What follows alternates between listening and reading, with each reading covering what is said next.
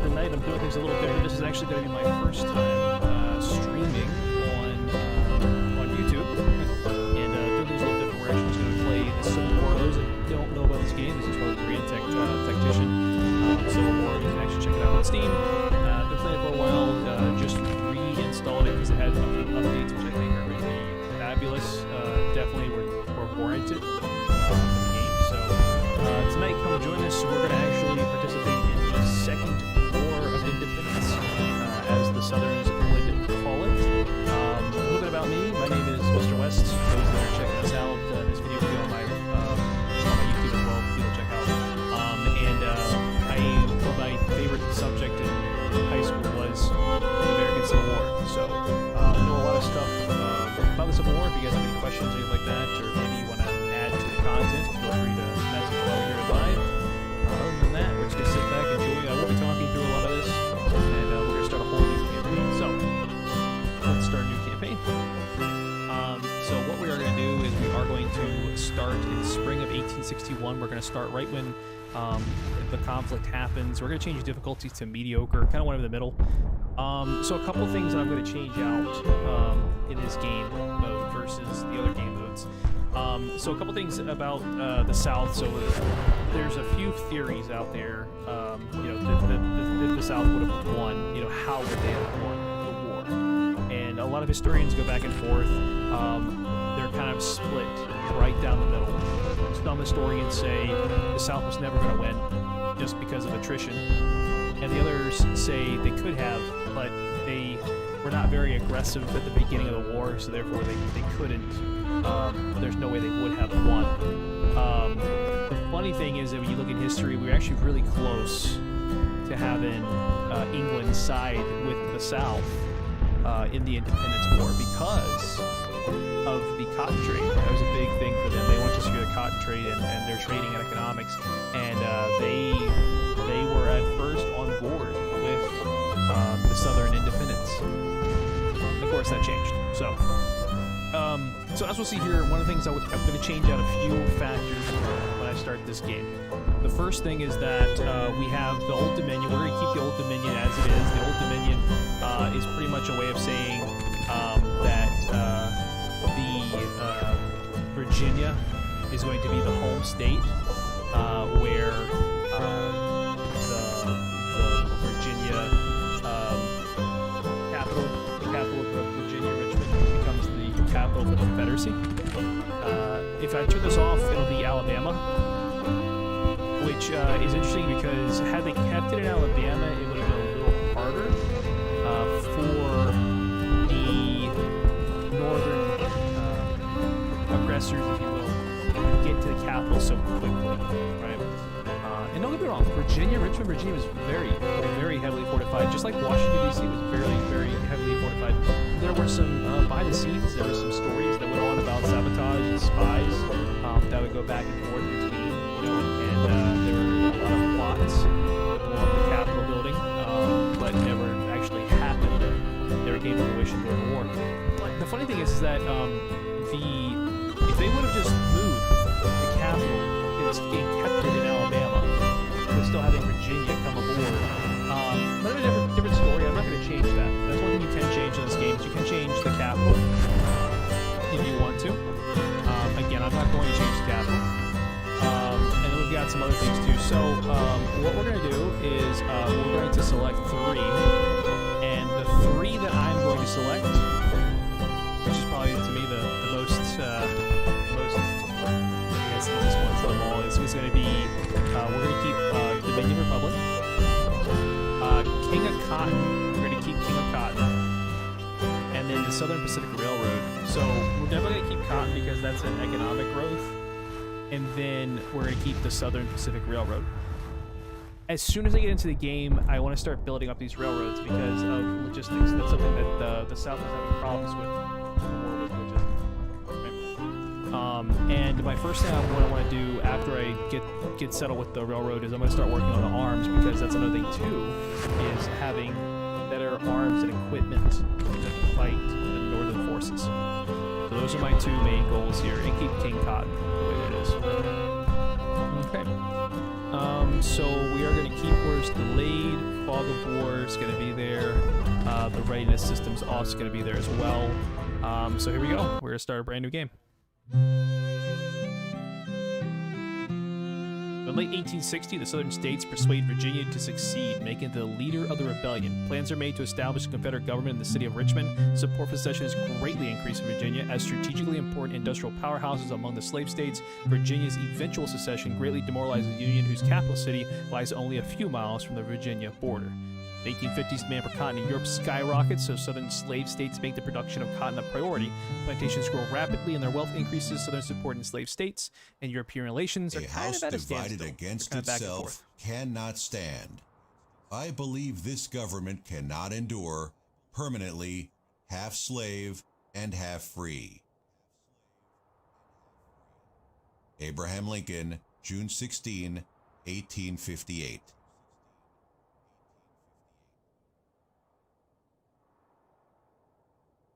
Chapter 1. A House Divided.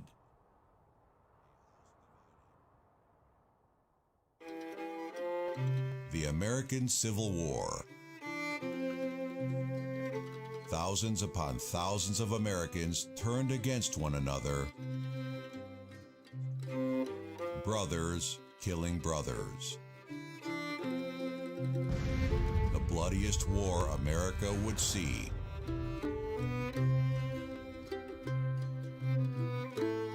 One engulfing the young nation in a maelstrom.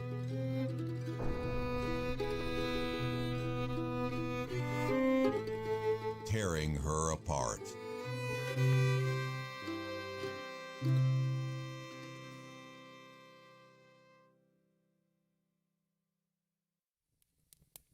The Americans are no strangers to war.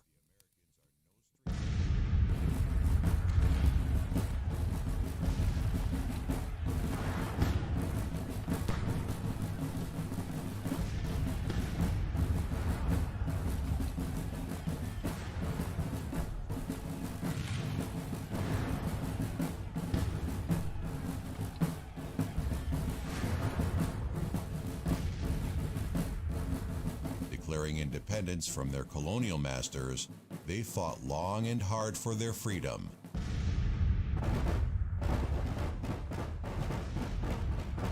To hold true that all men are created equal, that they are endowed by their Creator with certain unalienable rights, that among these are life, liberty, and the pursuit of happiness. But in this pursuit, where the Americans have a divine destiny to establish on earth the moral dignity and salvation of man, war would be ever present.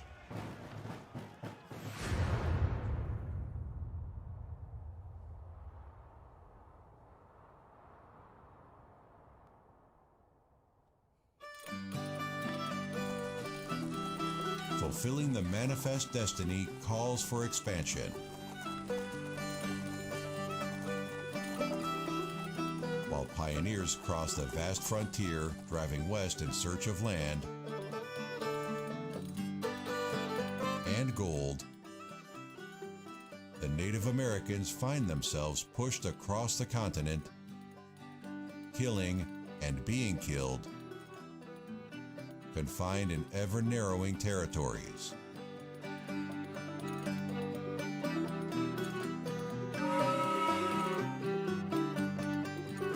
Novel technology and engineering feats hasten the expansion westward.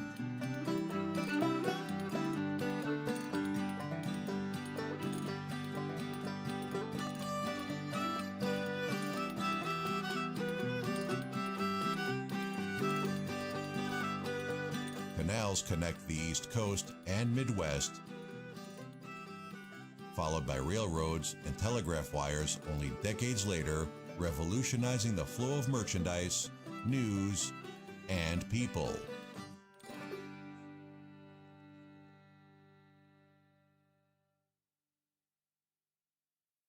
But not all became Americans voluntarily.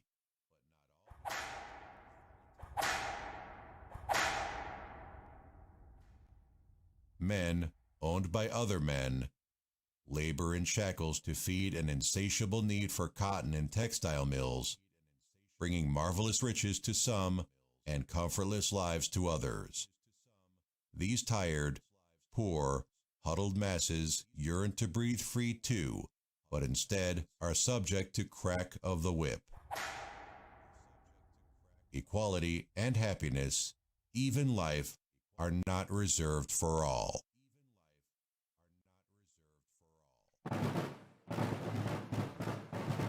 Coming to mid-19th century, the ever-expanding nation is on a brink of rupture.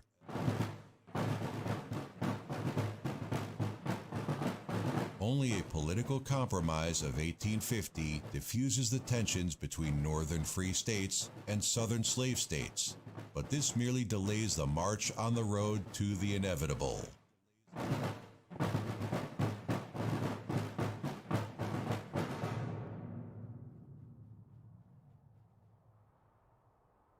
I do not expect the house to fall.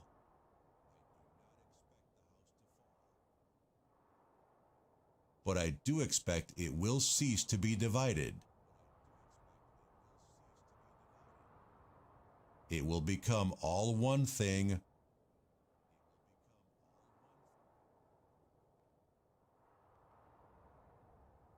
or all the other.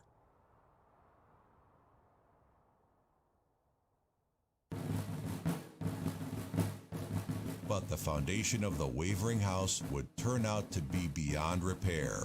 Soon, blue flags bearing single stars would mark this union, commencing a war that would leave its mark in the Americans for centuries to come.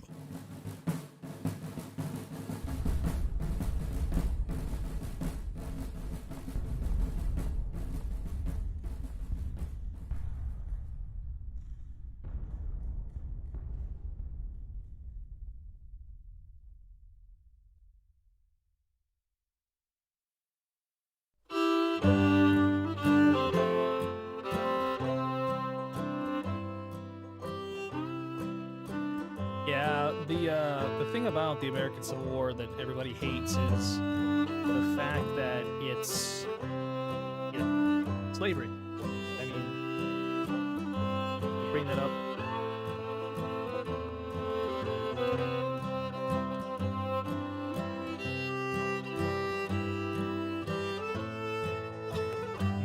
Let's see. We're gonna turn this down just a little bit for you guys. Then turn this up just a little bit for you guys.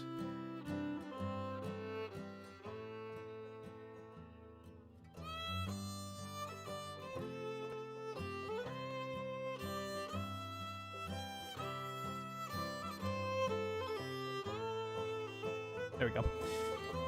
So, yeah, slavery is, you know, a lot of people, historians will tell you, or a lot of people will argue that this war was not about slavery, but when you look at it, it was in a lot of retrospects. They want to go back and forth and say that it was about southern states and their rights. Yeah, it was about slavery.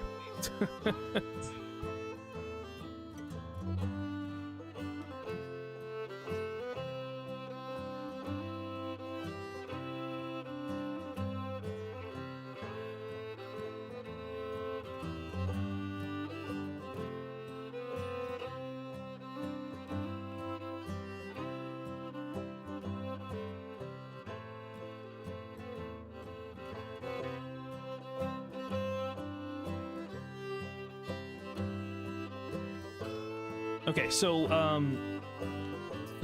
because like we're like, why are you playing the South then? The only reason why I'm playing the South is because, you know, they're kind of like the underdogs in the American Civil War. It has nothing to do with my personal opinion about the Civil War whatsoever. But I do want to play in the fact that the what ifs. What if this happened? And I want to play some strategies out and just see if back then I would have been a grand tactician, if you will. when the South versus the North. So a couple things that we have to note here is that this is starting off in February 23rd of 1861. So we're just starting. This is not when the South succeeds. So a couple things that we're going to do ahead of time before all that happens is we're going to just double check our policies. So we're going to start with our policies first because it's going to take a little bit. So we're going to do King of Cotton. We're going to change out to our Industrial Revolution, and then we're also going to help our military here. And then I will also do a Military Act number 1. And that's it. I'm not going to do anything else diplomacy-wise. We'll go ahead and factor in diplomacy too. Okay. And then as far as our army is concerned, we're not going to raise an army just yet. Because it doesn't make sense to raise an army. We're not going to have volunteers. Even if I were to go and add, Georgia has some, but that's it. We're going to wait to do that. We don't need to do any of that just yet. We have plenty of time to knock that out between now and then. So most of our action is going to happen right around here. This is going to be in South Carolina, Fort Sumter. The firing on Fort Sumter, April 1861, was what really set off the American Civil War. And so that's going to happen. And our goal, so what we're going to do is, I'm a true believer of Thomas Jackson. If you guys don't know who Thomas Jackson is, I'm sure many of you guys do. History books will forever revere him.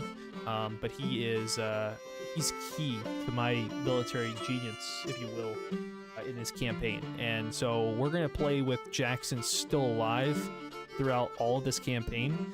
The big what if is what would have happened with the Civil War if Jackson had not been killed by friendly fire in 63, right? And so that's what we want to do. We want to make sure that he stays alive, and we will. And then we're also going to have some other changes too. So let's go ahead and start playing this out. We're going to go ahead and 20 times it here. Jefferson Davis to lead the Confederacy. So this is like right when it just starts off in February of 1861. This is before the inauguration as official. President Davis becomes inaugurated for the Confederacy. And the Confederacy starts seizing U.S. property, which starts to really mess things up, like the shooting of John Brown at Harper's Ferry. That becomes a thing in Virginia that kind of sets things off as well. There's a lot of distrust, a lot of things that are going on here, and it's affecting the nation. So when you start this game, if you're doing it my way, you're going to want to just go through all of these, because 61, the beginning of 61, it's just getting yourself prepared for the rest of the years, the rest of the war. A Missouri Volunteer Militia formed, so Governor Jackson preparing for secession, unconditional Union Party formed, so we got hostile, so we're not sure. Missouri is kind of like, meh, not really too sure if I want to join you guys. I don't sure if I want to, not to, if I want to stay neutral. Kentucky also remains to stay neutral for the time being, so Kentucky's going to be neutral. And we're going to change that. Tennessee is not going to be neutral. She's going to be a part of us, so we're going to have Kentucky and Missouri that we're going to try to kind of force our way into it. Fort Sumter situation. So here we go, getting into March. It's going to go a whole month before we start seeing anything happen on Fort Sumter. So while we're waiting that happen, so one of the strategies is Texas joins Confederacy now. It's awesome. One of my strategies here is that we're going to have a couple of lines here. One of them is going to be over here in the Arkansas territory up to Missouri area, because Arkansas is going to be under our charge. Fort Smith, we're going to have a unit over here. It's going to be known as the Western Army. Lincoln's inaugurated. Okay. So what we're going to do is we're going to move the Missouri State Guard back. I don't want them attacking just yet. Virginia's loyalty union questioned. Go back to March 5th here. The goal is to take our forces from Tennessee and Arkansas and mount a western campaign. We're going to move our forces from Arkansas to Missouri. We're going to take control of Missouri. We're going to take control of Kentucky. We're going to take control of these two areas. Okay, we're going to put pressure on Illinois. We're going to put pressure in between supply lines right here. Okay, We're gonna have other setup in Virginia. We're gonna have 3 forces in Virginia. You're gonna have the Army of the Potomac, which is gonna be right across literally right across from Washington D.C. It's gonna be sitting over here near a place known as Manassas Junction, which that was also a battle in the Civil War. That was the first Civil War first major conflict in the Civil War. Our second force is going to be over in Winchester, Virginia, but I'm going to move to Harper's Ferry, which is right here. Now we're going to hold Harper's Ferry, and we're going to hold the Army of the Potomac's going to hold past Washington, D.C., whereas my middle, over here, it's Grafton, Virginia, is where they're going to stay area. We're going to move them across, and we're going to try to take Pittsburgh as quick as we can, because Pittsburgh is steel. Pittsburgh has a lot of resources that we can take, and I want the Union to concentrate forces to move in to Pittsburgh on me. So what I want to do is I basically want to split. I want to split the armies. I want 2 elements holding this area here, and I want an element holding Pennsylvania. I want to split the army to where they're having to fight me from 2 sides, and then I want to go in and I want to mainly focus on surrounding Washington, D.C. if I can. And if I can surround Washington, D.C., I can start to work on supply lines. That's something, too, that I'm not going to be very good at the very beginning of this game, is the supply lines. Which is true, because back then, the Confederacy didn't really have a good outstanding navy. So, I'm going to give me some more sleep. All right, so speech delivered in Savannah. Stevens addresses the nation, and this is a turning point in the war. This is like basically where a lot of the South says, you know what, here, we're with you. And so South Carolina and Virginia are really the forefronts of this. So South Carolina is where all the action happens at first, and the firing of Fort Sumner is basically a declaration of, we are succeeding. We're done with your antics. By the way, guys, we're playing Grand Tactician. If you guys are ever watching this, if you ever want to play this game, it's totally worth it. Totally worth it. So we got our industrialization policy, which is now enacted, and that's why I said to get that done early when you start this game. Get your policies in place. Where's that? There it is. So that was the Union. That's not us. We still have an additional. Let's see how much time we have.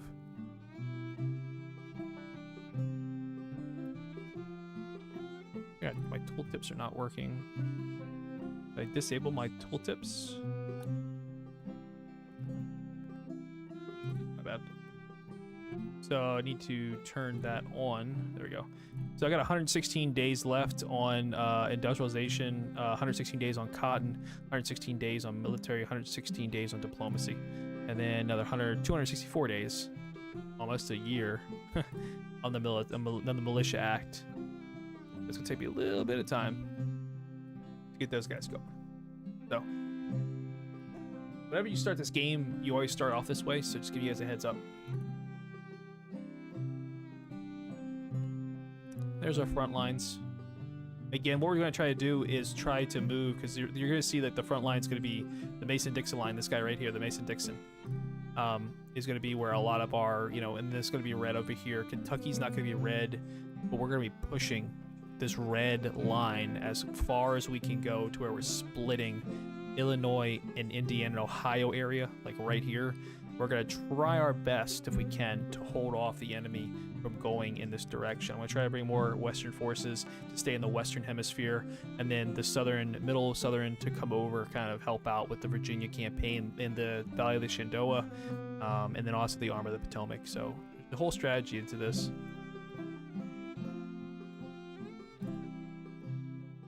So it's now April. We got a few more days, and you're going to see that the firing of Fort Sumner is going to happen.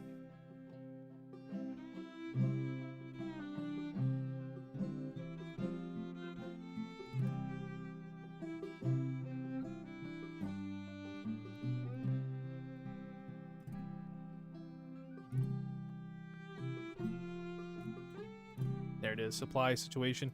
So we've got a supply situation right now at Fort Sumner.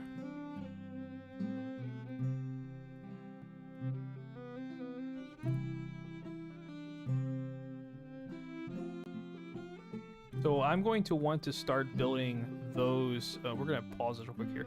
I want to start building the railroads right about now. So we're going to look for the big railroads. The more green that it is, the more crucial it's going to be to your supply line. So we are going to look for some good ones. I know that we have a Louisiana Tallahassee. We actually want... We have a Northeast Union Pacific Railroad.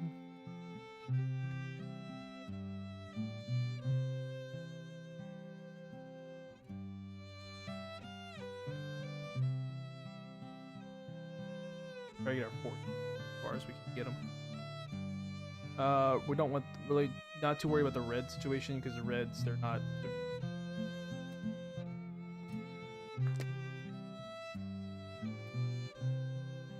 The first one I want to do is I want to get. I think I do want to do that one first. I'm gonna do LA to New Orleans to Tallahassee. We're gonna fuck that one real quick. And Texas to Port. And then Shreveport. Yeah, and then we got North. Well, okay, and then we got let's do Georgia, Savannah, Tallahassee.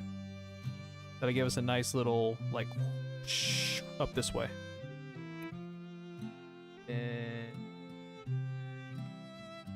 that's it. For right now, we can't do anything else. Okay.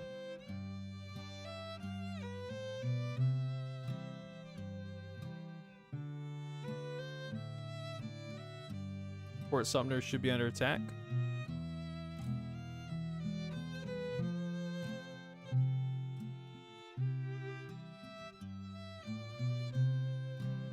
What's happening right now in South Carolina is Fort Sumter is going to be under attack here.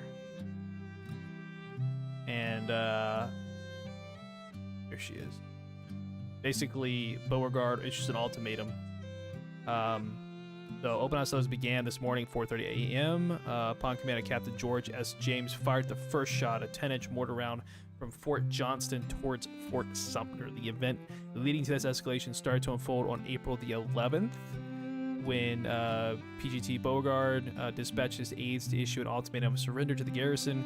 The garrison refused to surrender, once again replying that they would evacuate the fort by noon, April 15th, unless new orders or supplies were received. Colonel Chestnut considered this reply too conditional and gave the garrison 1 hour before the besiegers would open fire. After the first shot was fired, 43 guns and mortars from the surrounding forts, batteries, and floating battery commended a general bombardment of the fort. Fort Sumter returned fire at 7 a.m. after breakfast. During the bombardment, the ships and landing boats from Fox's relief expedition were deterred and unable to reach Fort Sumter. With the weather getting worse, it is unlikely that the expedition can help Sumter until dark on April 13th. Doesn't help them out because, as we know in history, they end up surrendering.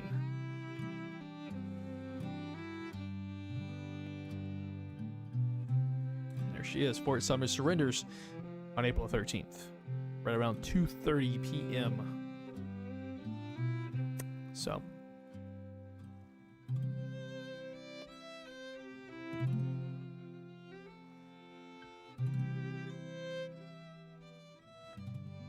there we go. We are officially in war. War has been declared by the Confederacy. And so that's something too that we, one thing that when we go back to like the South not being as aggressive, and one thing that we're not taking into consideration is we didn't push, right? The South didn't push. We and our posterity shall see at the beginning. Lovely South desolated by the demon of war. Alexander Stephens, Vice President of the Confederate States of America. Chapter 2: The Demon of War.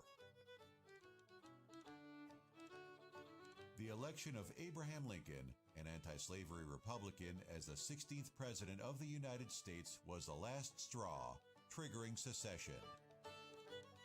One by one, Southern slave states declared secession from the Union and formed the Confederate States of America, led by President Jefferson Davis. This secession ignited the inevitable escalation, with fruitless efforts to still find a political compromise falling on deaf ears. Advocates of armed insurrection and fire eaters roam the states with steel in their eyes, and the public is aroused to volunteer to fill the ranks to quell the rebellion and to preserve the Union or to secure independence from it. Following open hostilities, President Lincoln's militia call for 75,000 volunteers for 3 months' service, sparks incredulous protest and loud outcry among the southern states. And these sparks set on fire the irreversible. More states secede. Yeah, Now, Lincoln really messed it's up when he war. called for 75,000 volunteers because the southern states saw that as aggression towards them. 100,000, and even more. So they started to add more and more to the war. Seen on American soil muster, drill, and prepare for war. A war that is to be neat, short, and limited. The whole matter would be settled by Christmas. But a dark shadow would loom over the growing and inexperienced armies. Without a swift and decisive blow from the very offset of the war, there's every chance of a long, confused, and disorganizing civil war, and even foreign powers may feel a desire to take a hand therein. The time is ticking for the newborn Confederacy. The Union must act. The demon of war has awakened.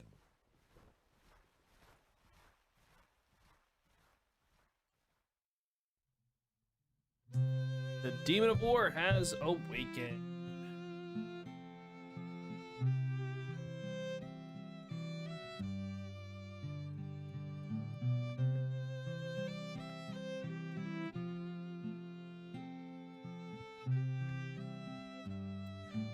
Okay, so because the Demon of War has awakened, you'll notice here, if I go and change out our view here, our front lines, if you will, you'll notice that a lot of things, like in the beginning of April 1861, but a lot of the states are still, like in this area, Arkansas, still half, or actually a good quarter of it is for southern aggression. And then, of course, the northern part of Arkansas is not convinced yet. Missouri, only a handful in Missouri. The rest of this, even Tennessee, so North Carolina, excuse me, and even parts of Virginia. And parts of Virginia are still for the Union. It isn't until we get into our first major conflicts that we're going to be able to spark more of a united front against everyone. So we're going to do that. That's what we're going to do. All right, so first things first, as I said before, we're moving our Missouri Guard back. I don't want the Missouri Guard sitting over here. Instead, I want them to come over here.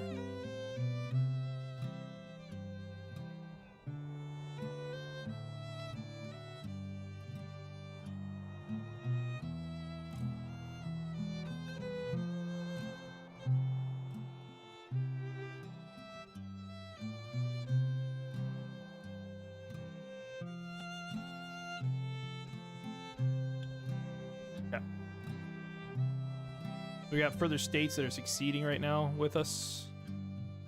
We want the Missouri Guard to fall back. And we're going to be waiting here on building our army.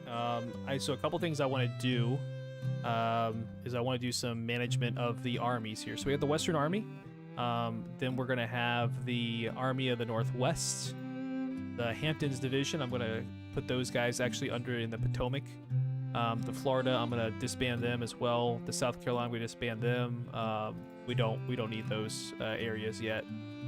There's the Army of the Shenandoah. Now the thing about the Army of the Shenandoah is that Joseph E. Johnston is over top of that. And Jackson's brigade is under him, right? This is all Jackson stuff.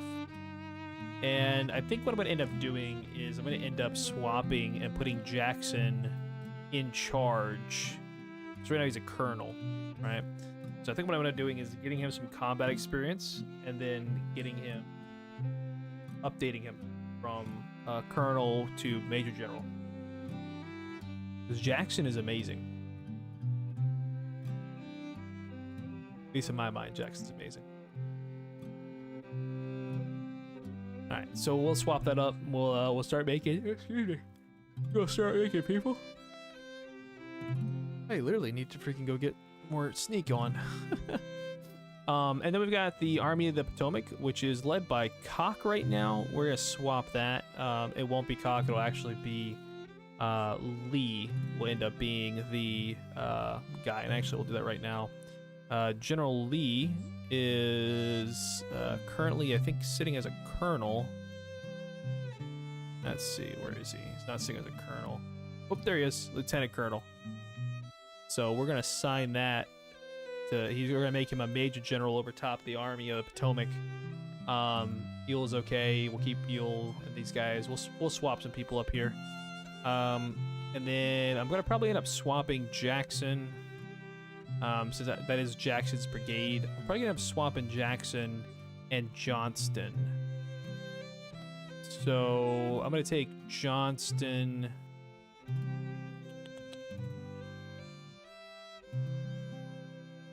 I don't want to do this.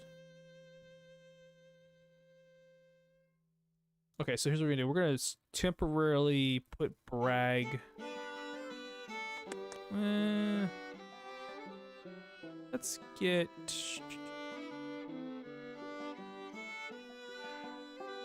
Longstreet's going to be under Robert E. Lee. He fares very well. Let's get B.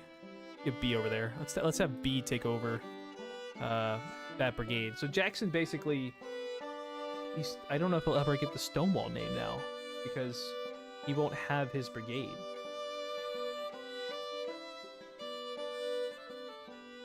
It's going to be interesting to see that. And then we're going to take him and we're going to replace him with Jackson. Okay. It won't really be B's brigade. All right, it will be B's brigade, but it will be under Jackson. All right, so let's go set up our groups here. So we're going to get 1, 2, 3, 4, 5, 6, 7. Yeah, 8 divisions is good for Jackson. He can take care of all of them. Bragg will be a good guy to have under Jackson. I don't know who Donaldson is. I don't know who Frost is. Johnston, Albert Johnston, Cock, Pillow, and Johnston will work. We're gonna swap some people out here. Let's swap Donaldson for AP Hill. I'm trying to get an actual order of battle here. That would have been ideal, right? There's AP. AP Hill's, I think, a lieutenant right now.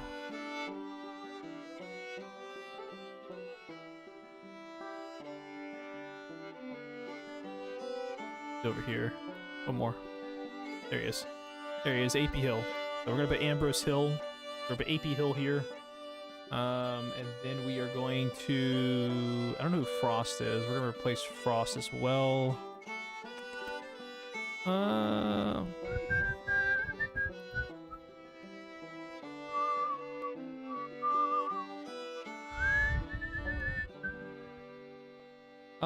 Anderson, we'll put him there.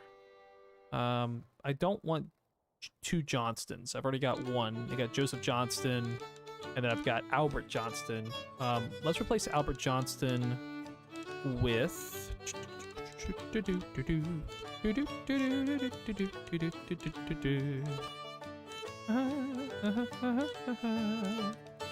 We're gonna replace him for Mr. Hood. I gotta find him though.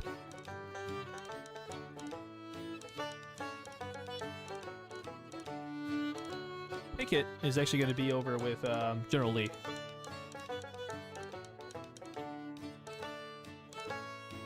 So something you have to do when you first start the game is get your order of battles and get your leaders set up.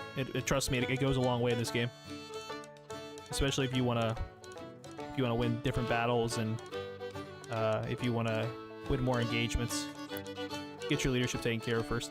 Ooh, early.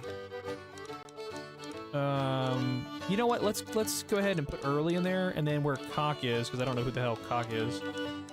Never heard of the guy. I am looking for... I think Hood is already assigned to somebody.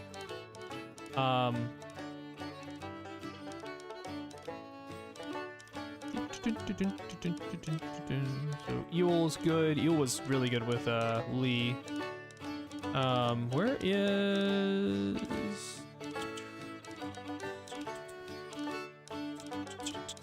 There he is. No, that's Hill. That's not. There he is. Hood. There he is. I found him. So we're gonna place Mr. Hood. So Hood, he's actually, so this is what's really weird is like when this game first starts off, it has Hood as a freaking cavalry officer, and he was not cavalry, he was infantry. That's really weird how that's set up. So one thing you need to do is you definitely want to replace him with somebody that's cavalry. And so what we're gonna do here is we're gonna change it up to cavalry officers. And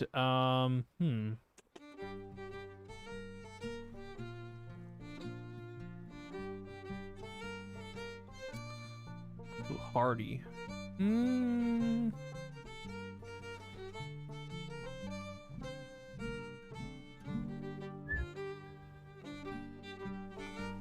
Yeah, we're gonna swap that up. I don't know why they set that up as that way, but they do, which doesn't make any sense to me. Let's go ahead and put... I think I almost look like Sam Elliott. Almost. Where's he at?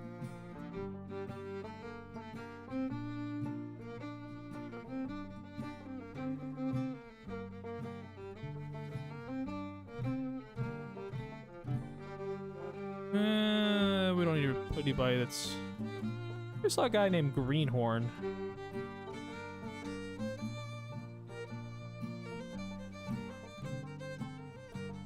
Was I just imagining that I saw somebody named Greenhorn?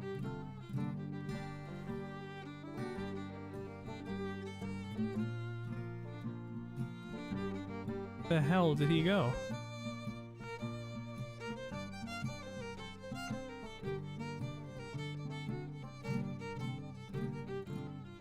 All right, we'll put Halls. We'll see, like, yeah, because Halls is also a commander, and he graduated. He's a veteran. He's also from West Point. So we'll go ahead and put Halls in Hood's place.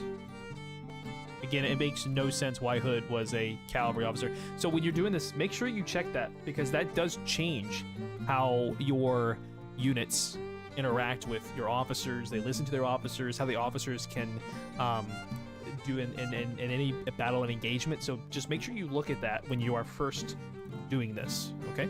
And you'll be good. So so now let's go to, that's under Hampus division. We're gonna actually move all these guys anyway. We're gonna condense these guys down to just one division. Smith, I don't think I remember Smith. So McCulk is over here, and then McIntosh. We're gonna keep these guys. Pierce is there too. We're gonna build up the Western Army. We're gonna move Hood, because we'll need Hood over here. And then Beauregard's actually gonna be reconditioned as well.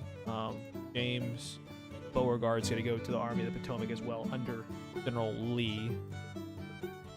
So we won't need them. Anderson.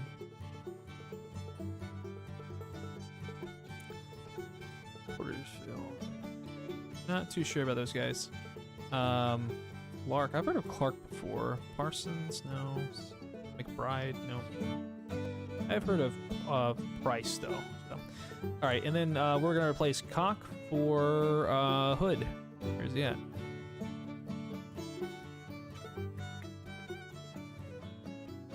I was thinking he was a colonel. Was it? Was he a lieutenant colonel? No. Where the hell did he go? Was he a major?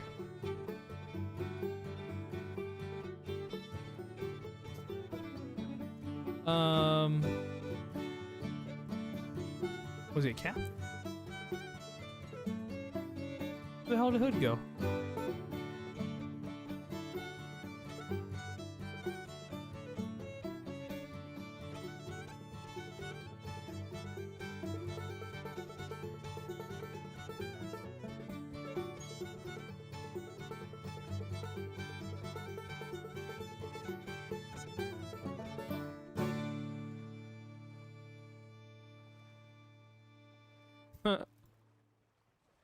when you've lost Hood.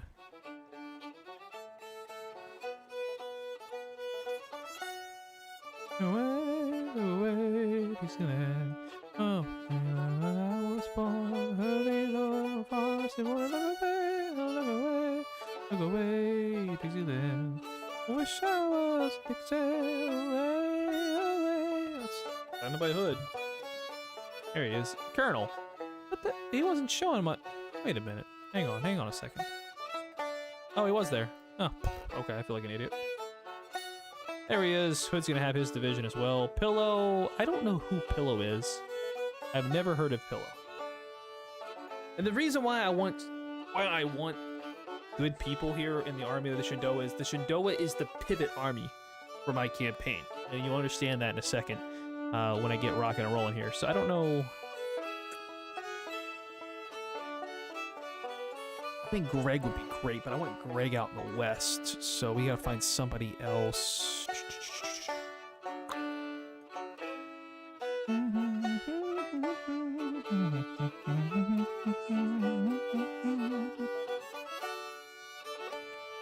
Oh, well, no, I need Longstreet in the Potomac. Quilt, yeah. Lewis Armistead. We have Ruggles as well.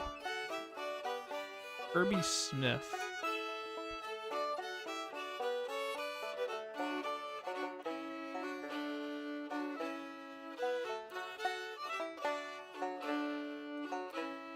You know what? We are going to... Yeah, we're gonna put Archer there. Yeah, we're gonna go ahead and promote Archer to a Brigadier General. And that could hurt you too. You gotta be careful about who you promote to these different ones, right? So, alright, cool. So that's Jackson. Jackson's there. Jackson's now a Major General. And then all these other guys are all Brigadier Generals. So, cool. Alright, got that order together. Let's go ahead and get the Army of the Potomac set up. So we're gonna do 2, 3, 7, 1, 2, 3, 4, 5, 6, 7, 8, 9, and 10. We'll go ahead and get that set up. And we'll just, what you're gonna do is you're gonna drop them in as get, armies together here. So first person, so we got Ewell here, and then the second person that we're gonna do is we're gonna replace him. And where's my boy?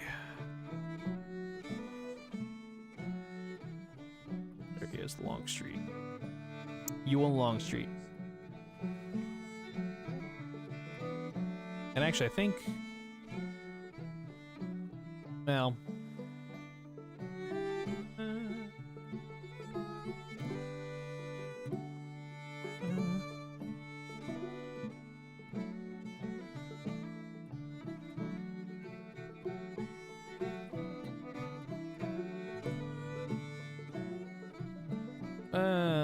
we'll keep it that way, I guess. Oh.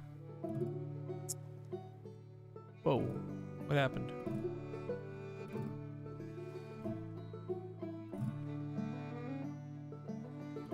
Okay. Oh, because there's no units assigned to him. That's why. Son of a biscuit. Okay, we'll have to wait until we get some more units here. I'm not gonna recruit right away on that.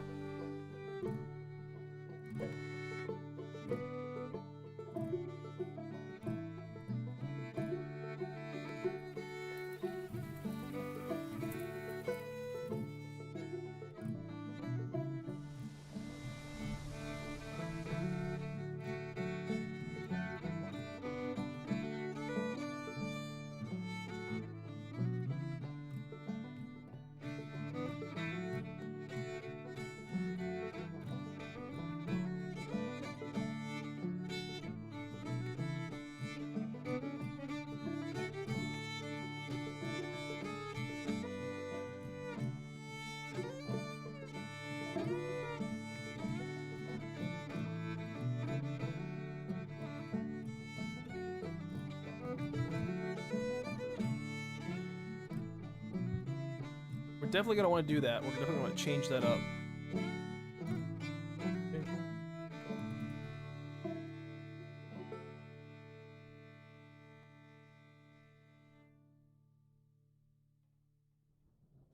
In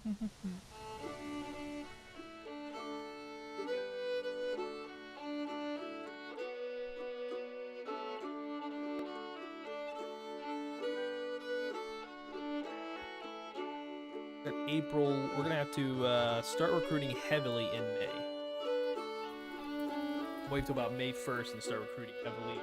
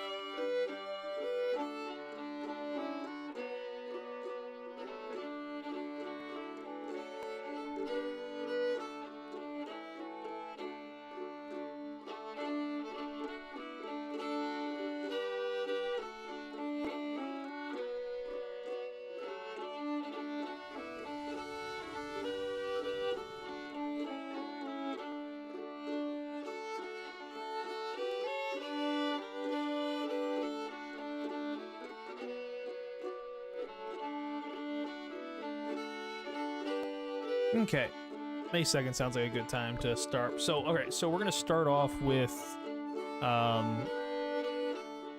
gonna start off with our boys over here, strengthen what we need.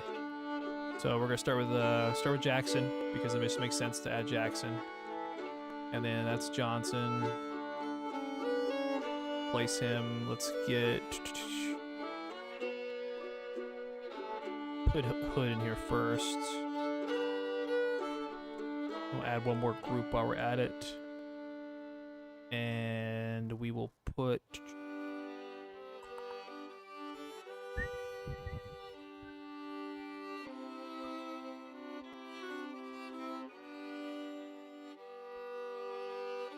we are going to put AP Hill here as well.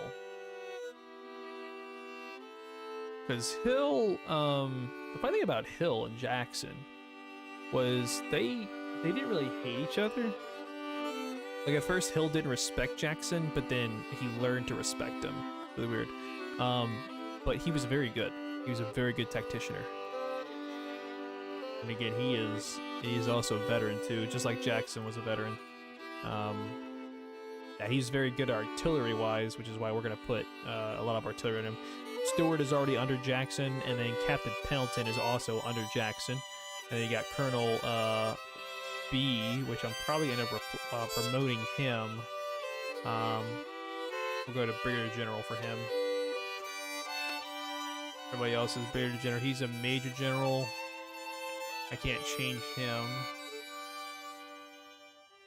Keep him right about there.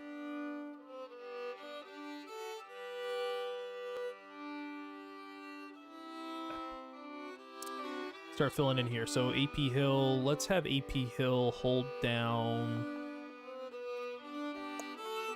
What state was Hill from? Hill was from Virginia.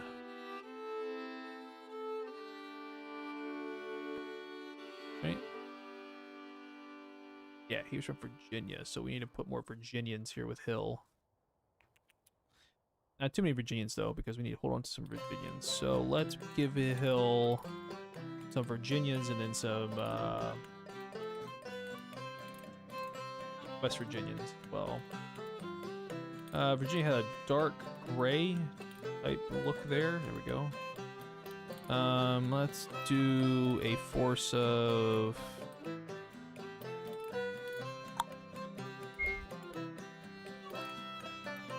22, that's fine. And then change their weapons to the rifle muskets.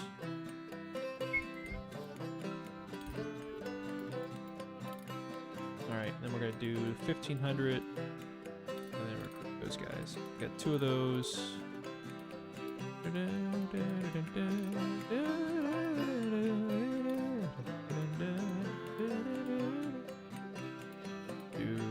Do 40.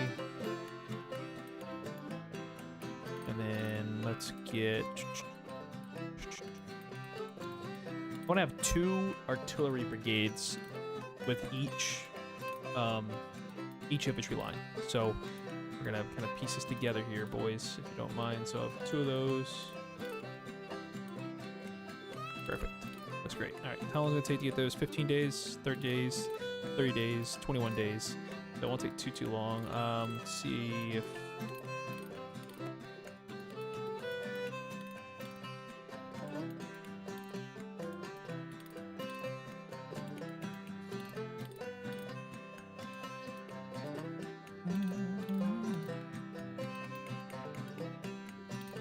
I want to change out Pendletons to the 10-pounder. Now, what ends up happening is Pendleton will actually take care of like all of the artillery. That's going to be one of my main goals, is to have Pendleton actually watch care of all artillery. I think for a start, I'm not going to.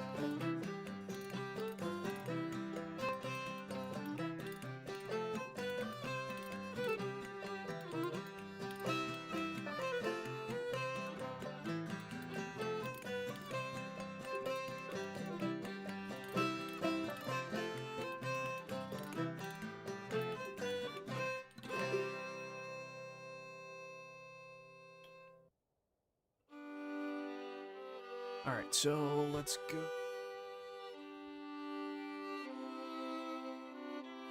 They have another big.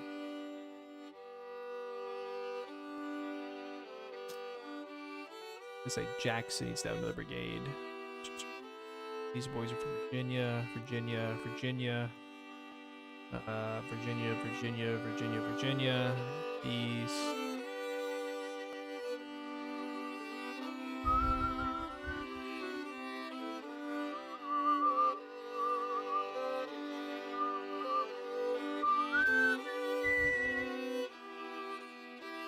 Give B some Georgia boys.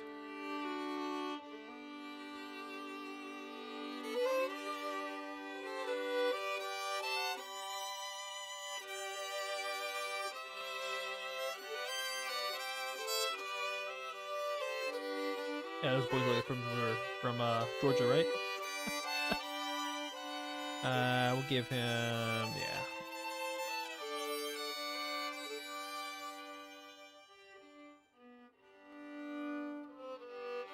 All right, Hood. Hood is originally from Kentucky. We'll try to give Hood some Kentucky boys.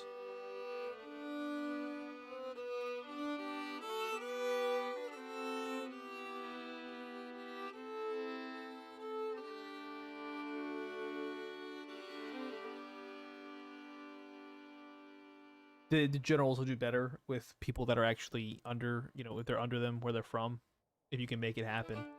Like Johnson, he's from Virginia, so it doesn't really matter from him.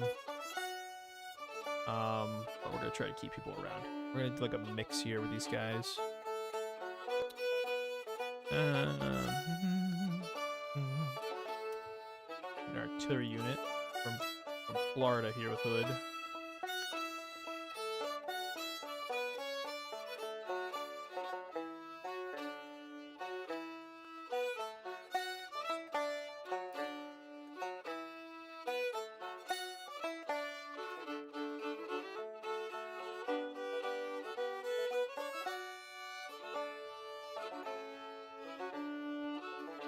I want to have more guns in the field than my enemy.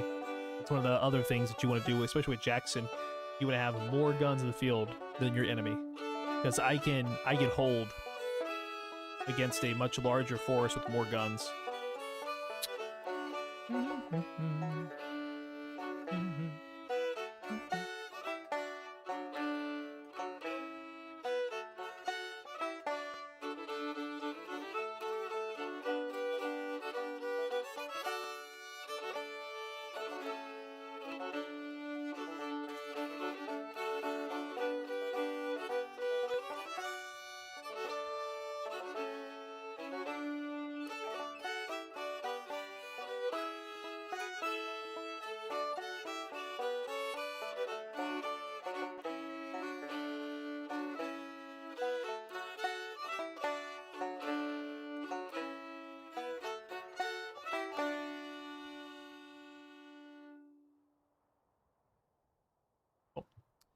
So right now, Jackson has 72 guns, which I think is great. I think 72 guns is more than perfect.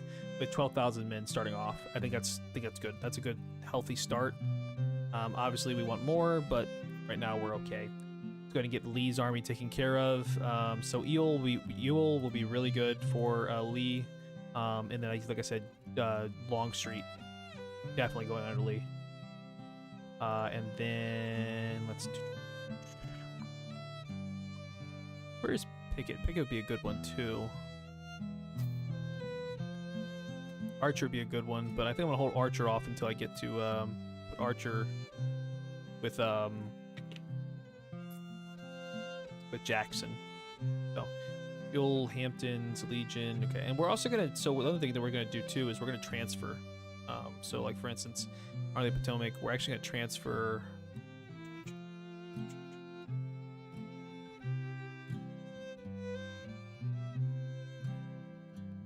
Hampton's division.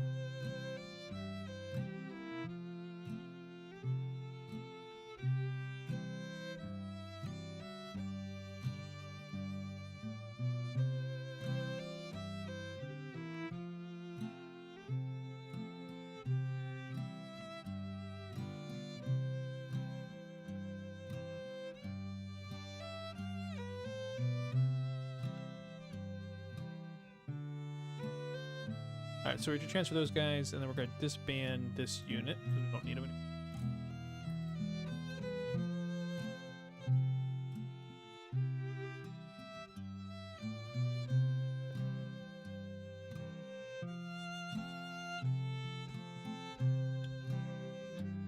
We're also going to get rid of the Florida militia, we don't need that.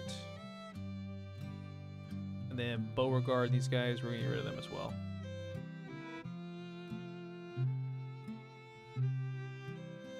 We're gonna Beauregard. We're gonna put Beauregard under under Lee. Add one more unit and Beauregard. All right, so look at Beauregard. Some boys. Beauregard's from South Carolina. So let's start bringing some South Carolina boys.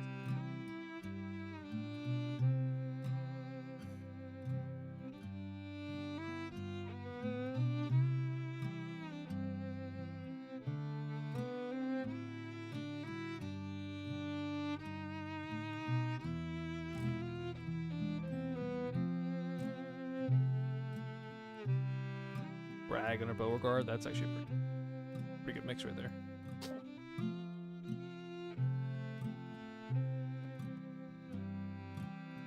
Ewell, I think, definitely needs to be a brigadier general.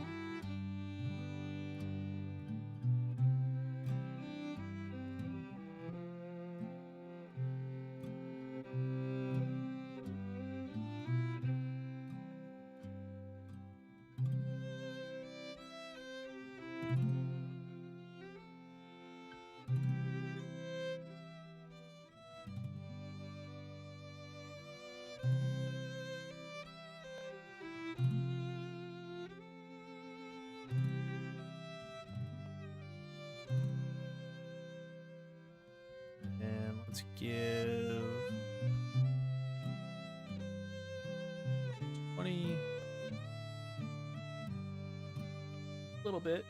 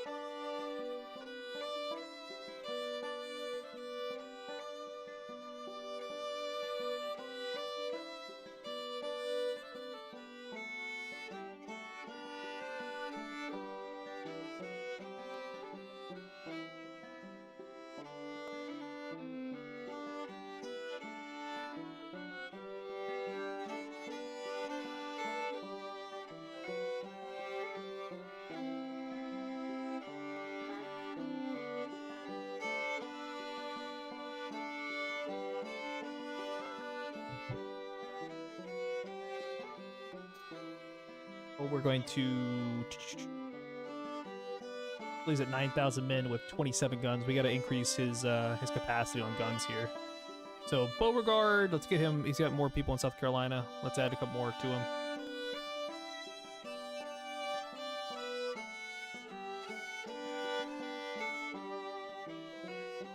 All right, and then let's add, since South Carolina's got 40. Right, got those guys. Pickett is originally from Virginia as well. So let's go ahead and give Pickett. Question is, how can we give Pickett more people? We can't just yet. So he's not going to be able to get more people from Virginia.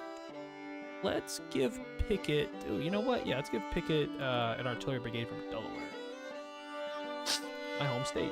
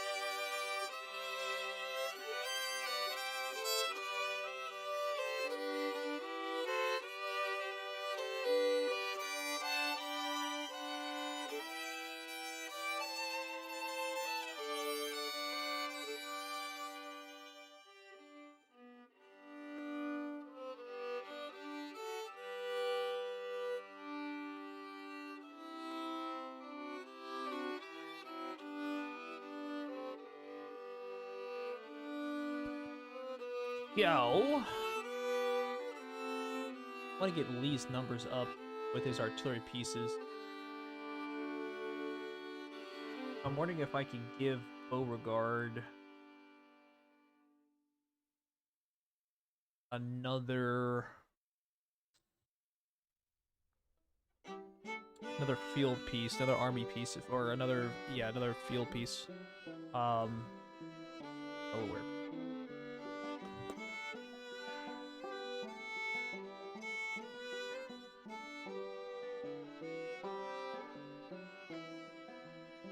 I'm just thinking.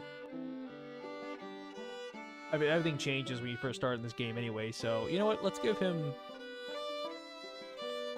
some more people from Florida.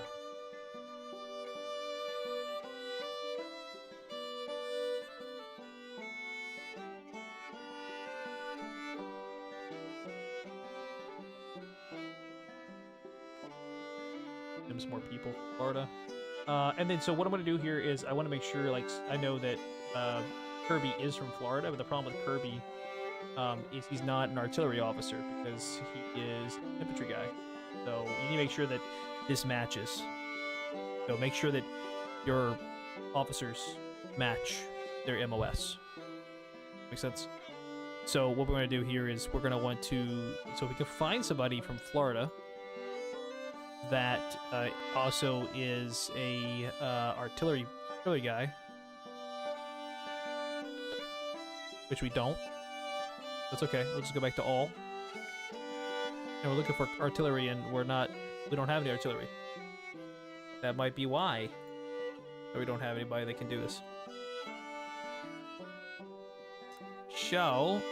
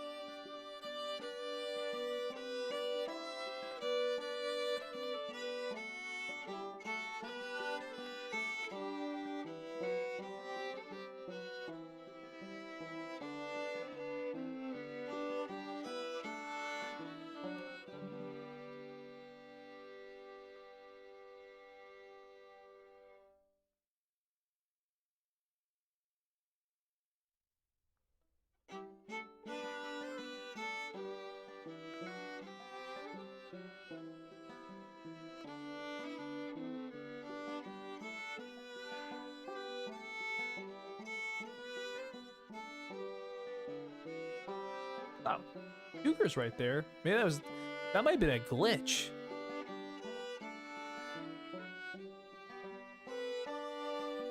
No, Huger shows up. Okay. And then if I take away Army. Nope. Okay. Okay. No, these guys are all okay. That's weird.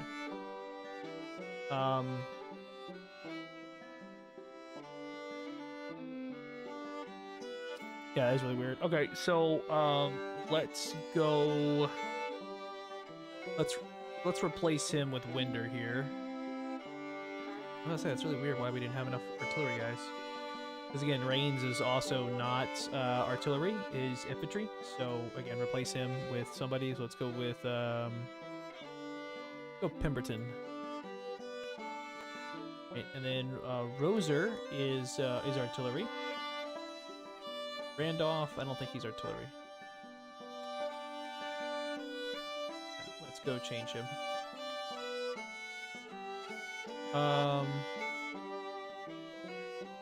We'll do LZ.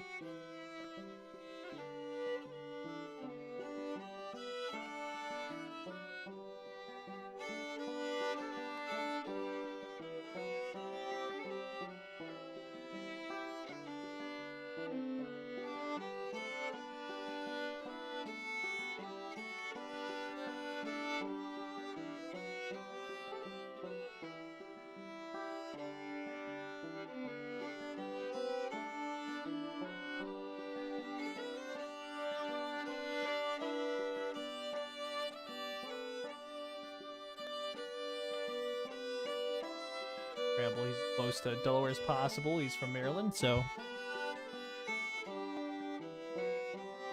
And Hardy is not he's cavalry, so he should never have been put in that position either.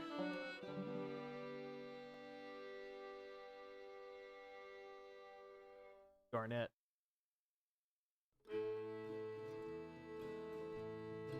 Yeah. Like I said, you basically want to make sure that your infantry officers and artillery officers and all of them correlate with their charge. You don't want somebody that's not in infantry, or you don't want somebody that's in cavalry running infantry, and you don't want somebody that's in infantry running artillery, and you don't want somebody in artillery running infantry, vice versa, because there's different tactics, and they're not gonna have the experience for that. So make sure that you change that up with your guys. So we got 11,000 here with him.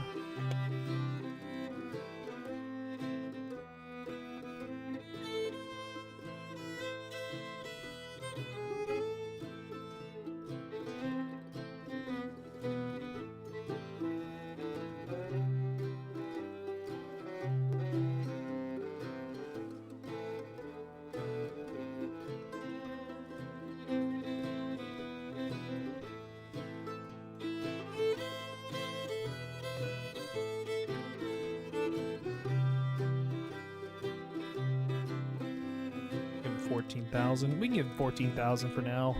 I think that's more than enough. That's double than what the Northern forces have right now. So that will keep them at bay. And then, so we've condensed down those guys, and then Beauregard has a command there too.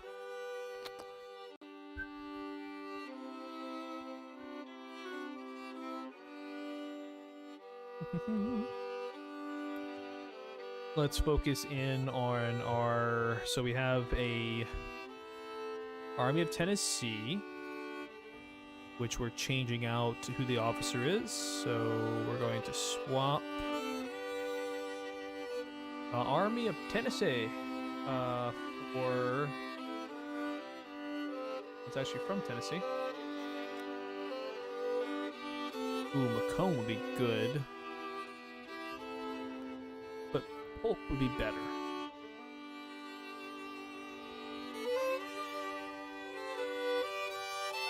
Alright, we'll let Polk run the Army of Tennessee.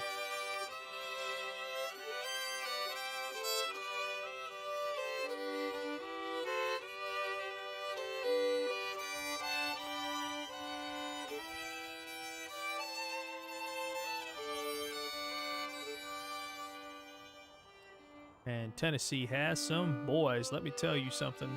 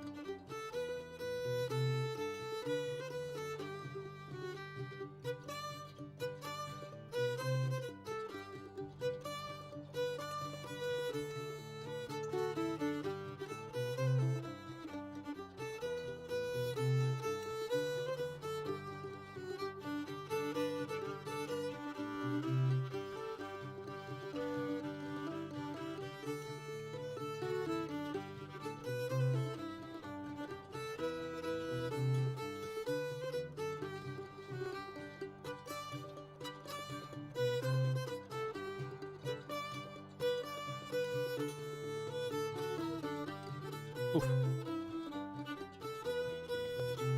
Close enough. Not quite, though.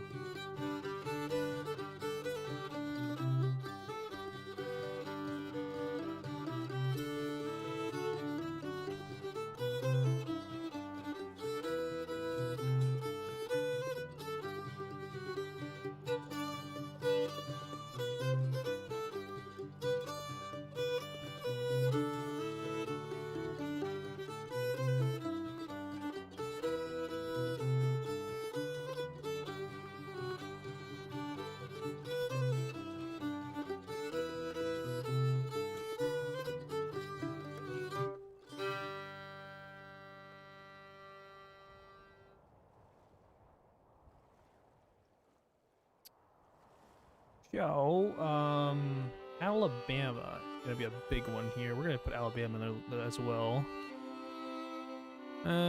Georgia still got some boys. Kentucky's got some boys. We're gonna put Kentucky boys up in there.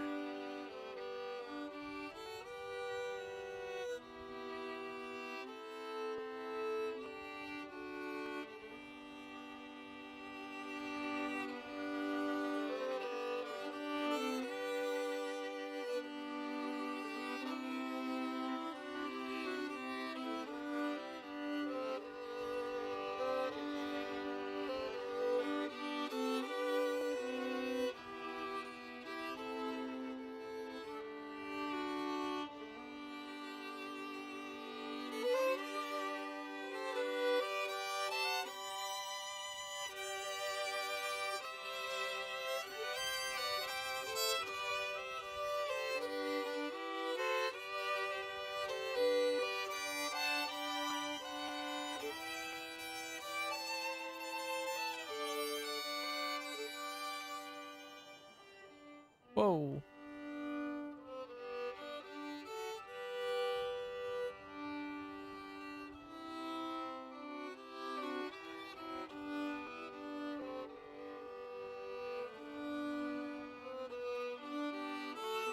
There we go. I was gonna say, I was like, what happened to all my boys? So we're gonna get boys from Alabama here. Now, Alabama is a little different. Alabama would have been like a darker gray. They would have been like red. But they've been like a darker. It was like that color. I wonder if they would be like a white and a gray. Let's see here.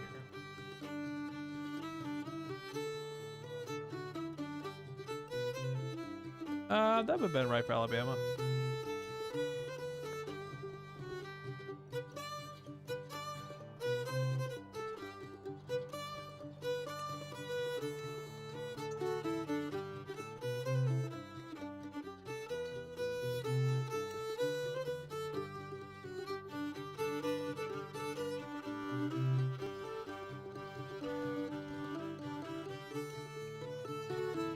I believe that has Alabama colors there.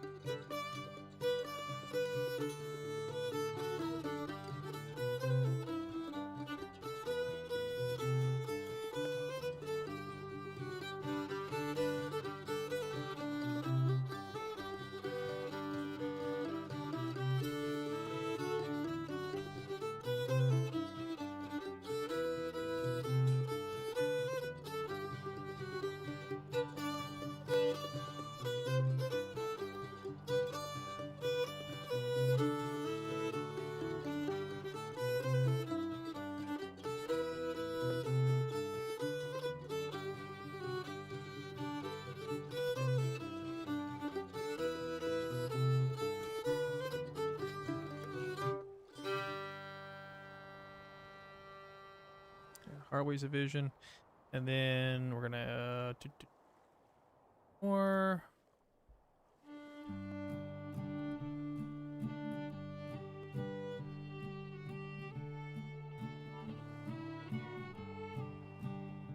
Okay, and now Polk has 88 guns and 12,000 men. That is more than enough for that area for now. And now let's focus on the Western Army. So the Western Army, the Missouri State Guard, obviously, I'm going to take those guys and combine them. Western Army, because that just makes sense. So what we're gonna do here is going to go to transfer. There she is. All right, so we're gonna do here 2, 3.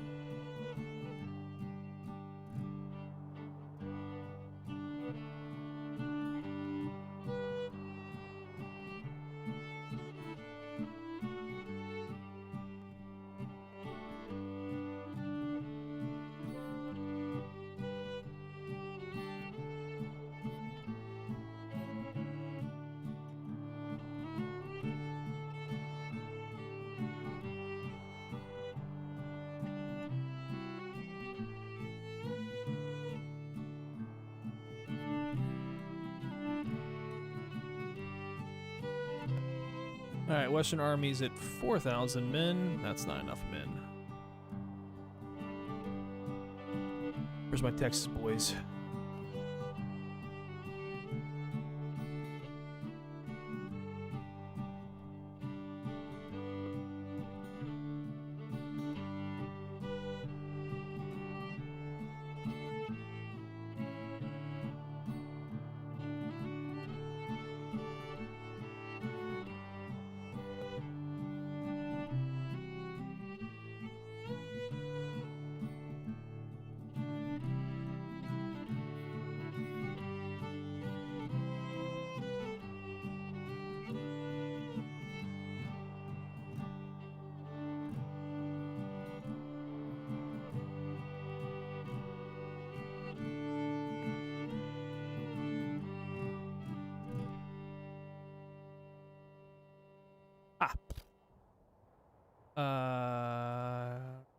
Place, please. All right, and let's go get the Texas boys. Texas has a lot of people.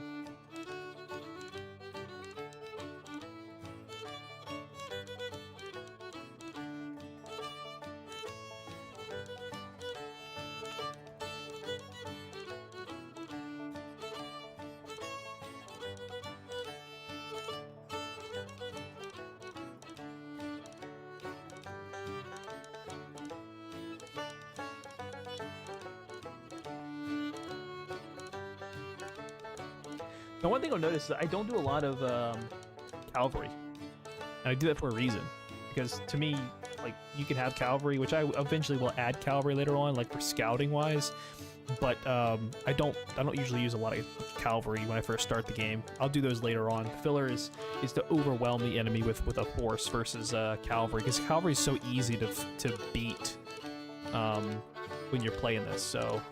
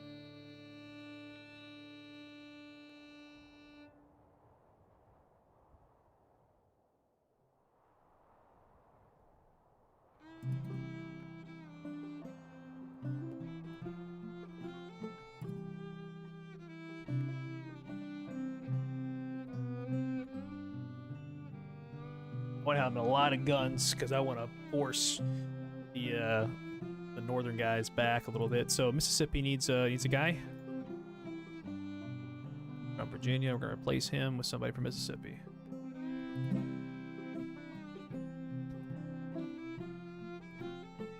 New Barksdale.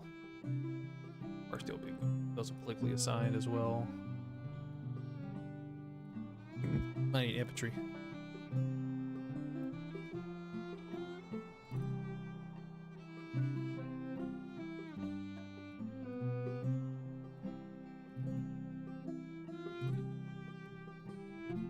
Posey be good. Assign Posey to it.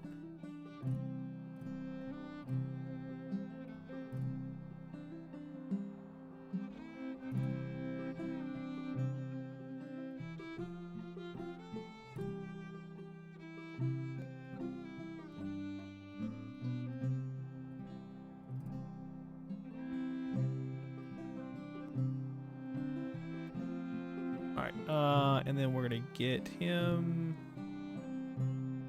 Mississippi Boys. Nice Mississippi Boys. Perfect. Actually looks really good for Mississippi. Mississippi 30,000. With 22 on this one. We're gonna be bringing the Mississippi Rifle with them. Armistead's not from Mississippi. Place him. Nobody from Mississippi. Barksdale would be good. Put Barksdale there.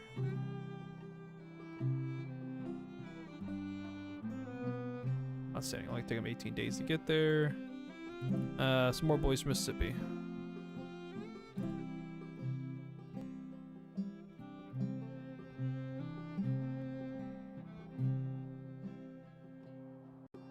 Okay. We'll hold off on Mississippi because that should be enough.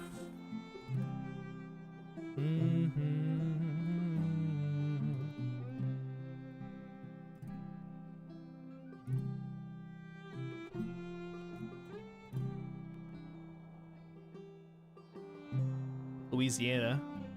We got another group here. And we gotta find some people from Louisiana. Our Louisiana boys gonna come up here and help us. They're gonna show us how to do it down there in the bayou. There you it. So Louisiana needs to be, yeah, that's perfect. Louisiana colors. Going on down the bayou. There you it. Alright, they're gonna be a little different. Just a little bit different here. Alright, get another person from Louisiana.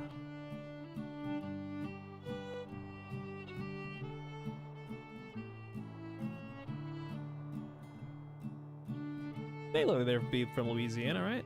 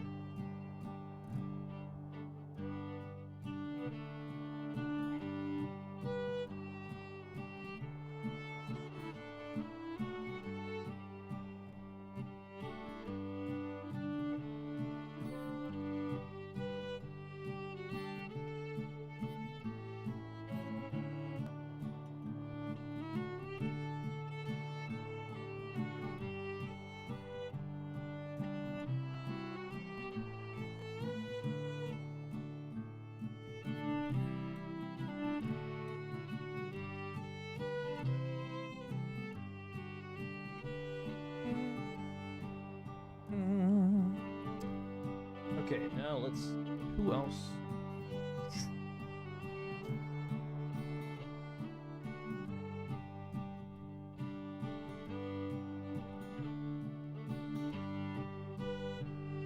Georgia still got some boys. We can put those guys over.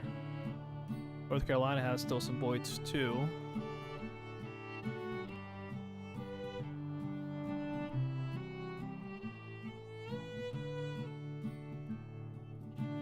Kansas can come over and help us out.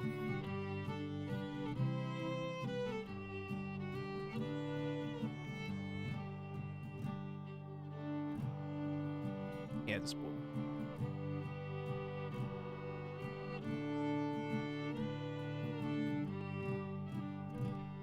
Okay. Captain Reynolds. That was appropriate.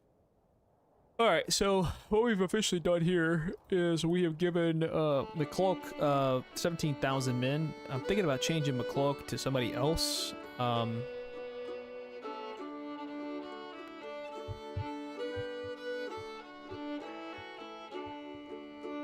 gonna give it to Hardy.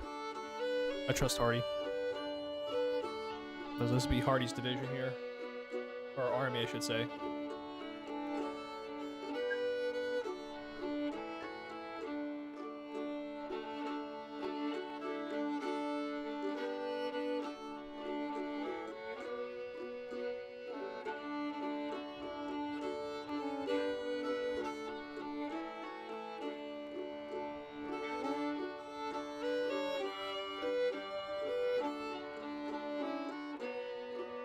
The Army of the Northwest, so that's the Western Army. The Army of the Northwest is sitting over here. Oh, that's not it. Army of the Northwest is right here.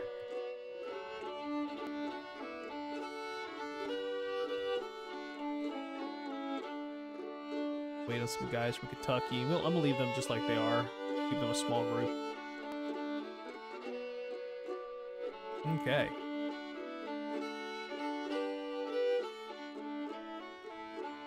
Let these guys get ready. That's 17,000 men. And then what I want to do is I want to end up having the Western Army invade and make their way to St. Louis, Missouri. Now, if they go that way, they will be cut off from supplies. But what I'm hoping to do is I'm hoping to take over this area so that way we can have supplies come up this way. So we're gonna wait just a little bit and we'll attack.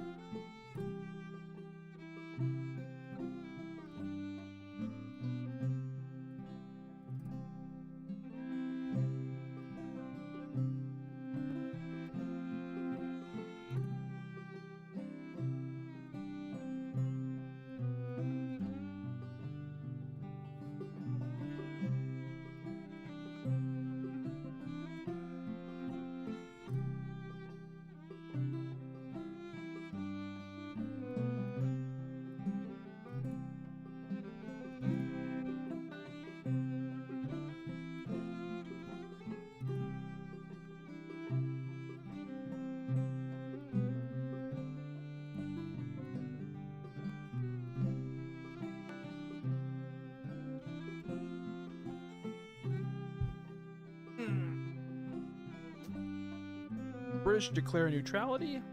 Okay.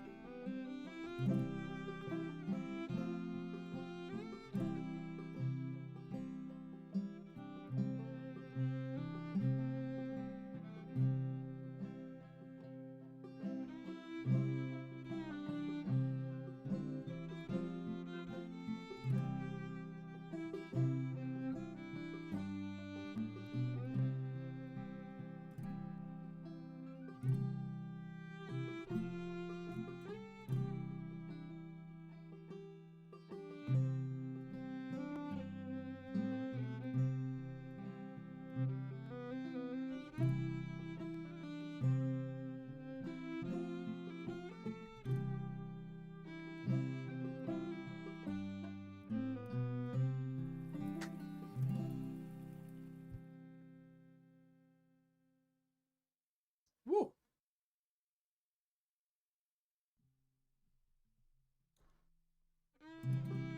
We are issuing bonds at this point because we haven't gotten. That's why I'm trying to take this fight as quick as I can,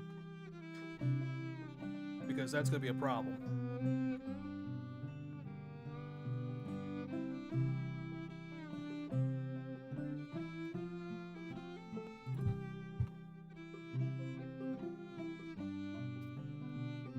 Because we're going to run out of money every single time because of the upkeep of the army. Oh.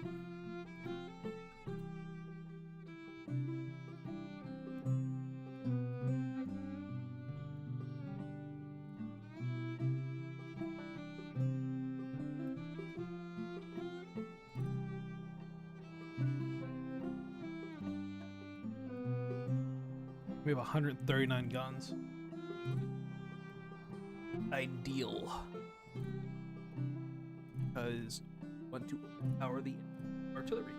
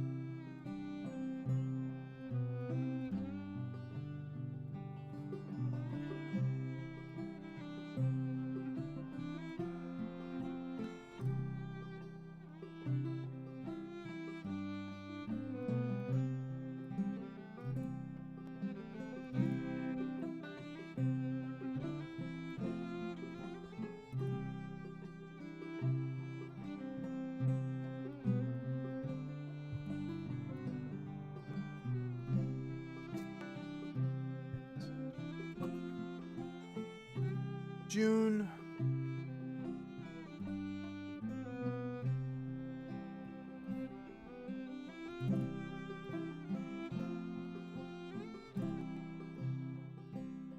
Where are they?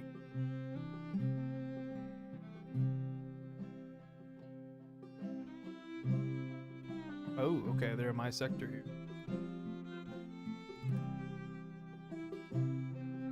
I'm not too worried about them because they're leaving their area.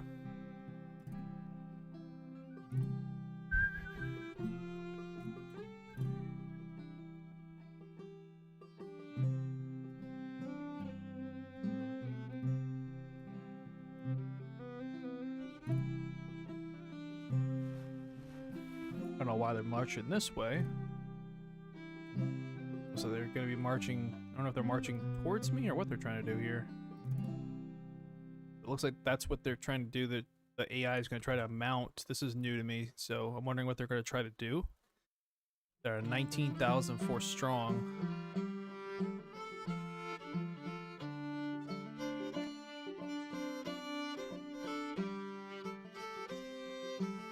Days and 2 days till those guys get done.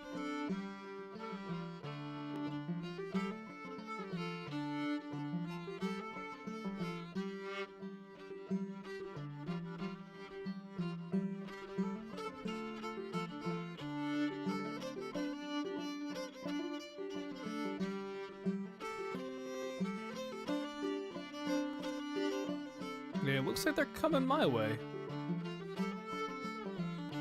If I had to venture at all. That's what I would eventually say, is they're trying to come my way. Very interesting.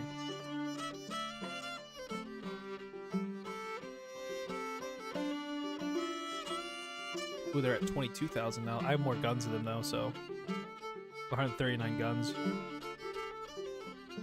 What are the keys? Play this game. What are the keys? Have more guns than the enemy. Oh, where they're going? I feel like they're trying to get into Louisiana, or what they're trying to do.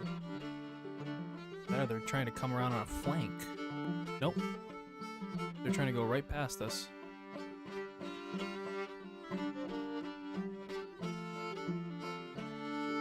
They might try to go up New Orleans, which I'm not too worried about it because he comes in this way. I'm going north.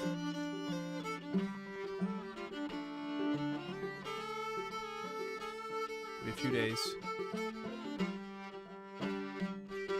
Where I'm going, right there. Go, and we're going. Let them chase me.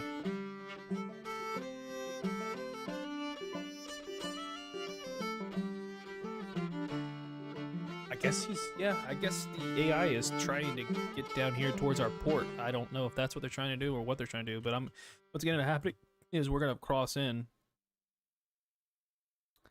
And when we cross in, they're going to go back. Alright, so our policies have been set, and we've officially done those. Letters of marque. I'm going to allow that to happen along with regulars.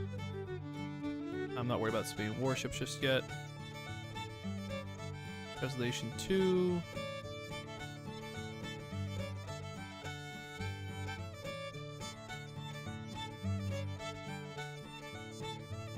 Militia Act number 3. 2. Alright.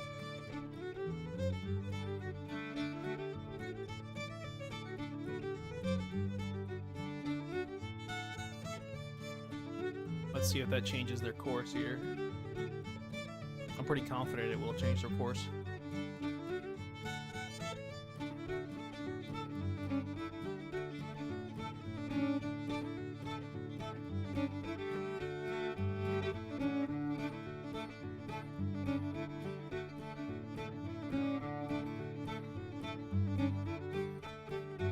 Should start to see these guys go back.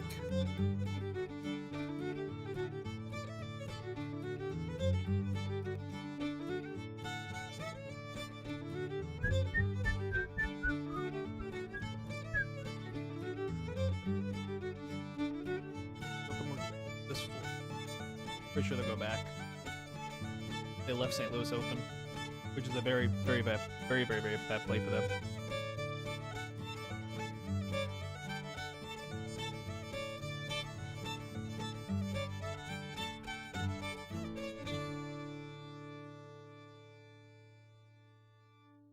Upgrade Harper's Ferry.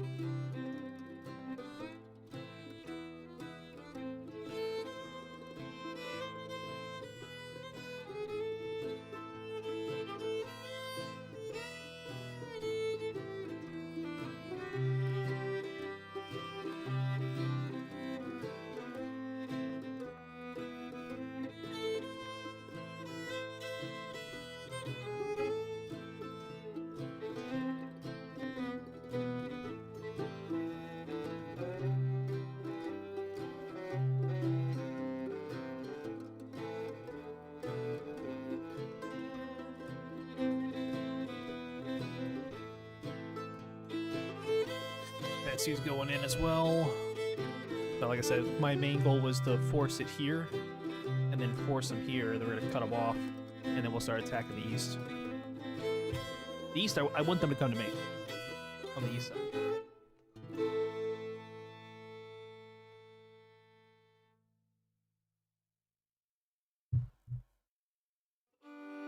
Their she is. So 18,000 to 11,000 men. We don't know what the force size is. They're right outside St. Louis. It's okay with me. What will this engagement be called? I guess the Battle of... My orders are to play battle. Alright, let's go into our first battle, guys.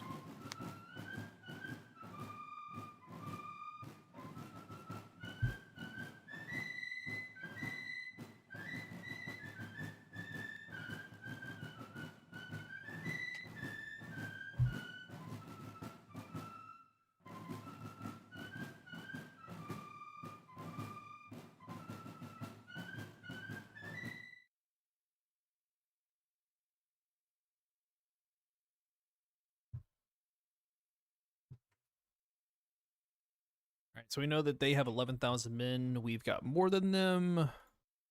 This is the Battle of St. Louis. Ooh.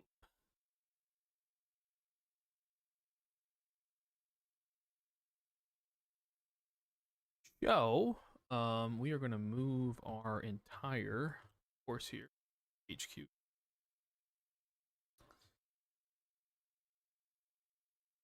Let's party here, and let's. All right, and so what's the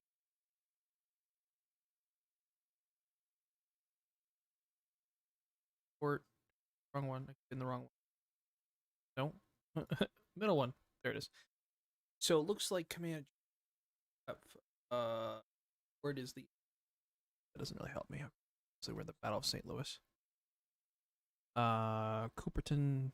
Okay, so it looks like we're gonna have Amy's Corner and Howell's Road. What's interesting is that Spencer's Bay.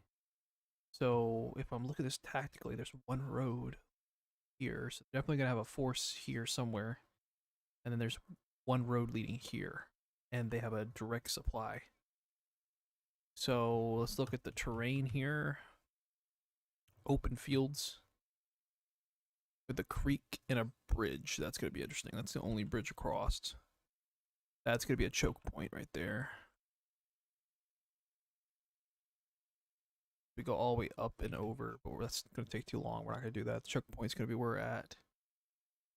Yep, one way in, one way out. All right, so I would venture to say the enemy, if we go across this road, we're gonna come across contacts here somewhere. I don't think they'll be across the creek. They'll be over here sitting because at Amy's Corner, so we definitely know that they've got a hold in the town. I venture to say that they're here. Perfect ground. Terrain wise, let's look at terrain here. Terrain wise, it's a slope down. It's an idle slope down. This is almost flat land.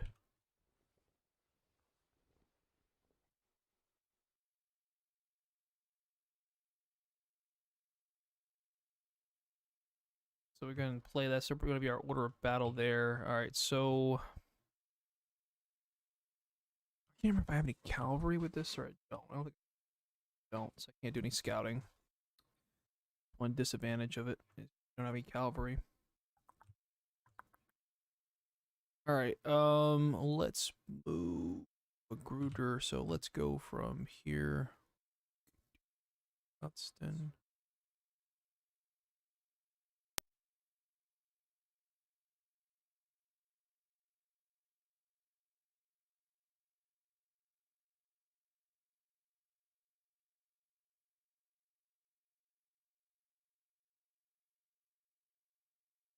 We're gonna move this entire army.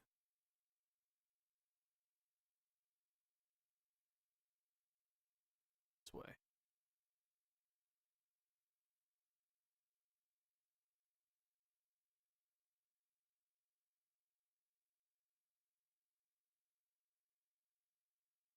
And we're gonna be looking for any attack that we can.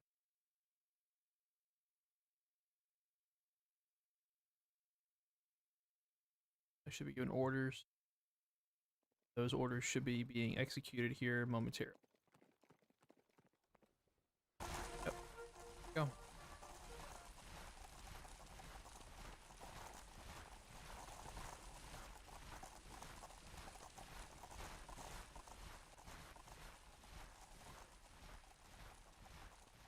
This is going to be an afternoon battle.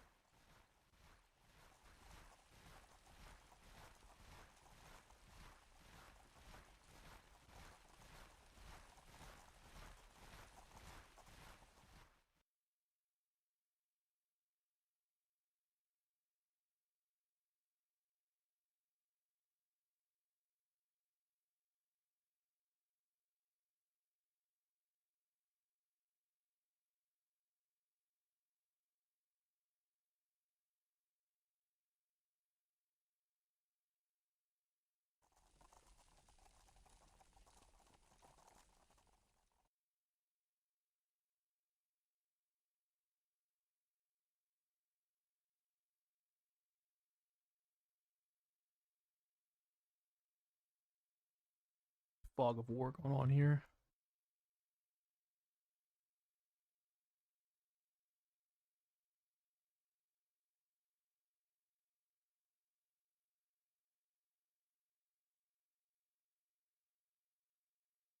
Oh, yep, I knew it. They're going to have a line here somewhere.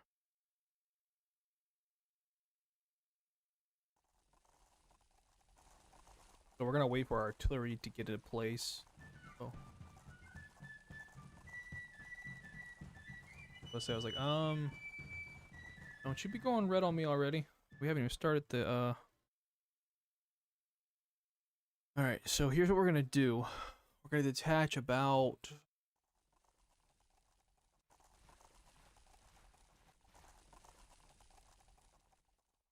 This might be a 2-day battle here. Right now it's a minor defeat because of our forces, but we're gonna win this. Not gonna be bad at all. Alright. We are going to split our army. Since we know kind of where forces are here. Okay. We're gonna split our army a little bit. We got Gardner, Posey, and McDrew can stay over here. Johnston and Price can hold the left flank. So we're gonna move Johnston and Price guys over here. And then Price. The rest of these guys, Posey and Gardner, have these deploy their artilleries.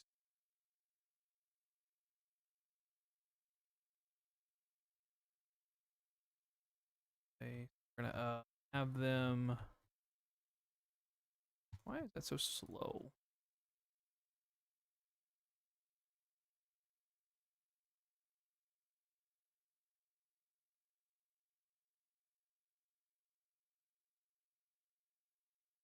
Much better. Okay. Let's go ahead and have them deploy their artillery.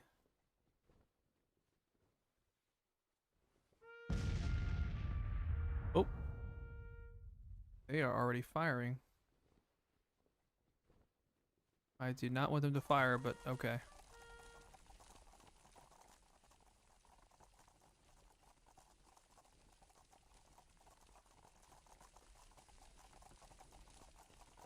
Good position artillery here.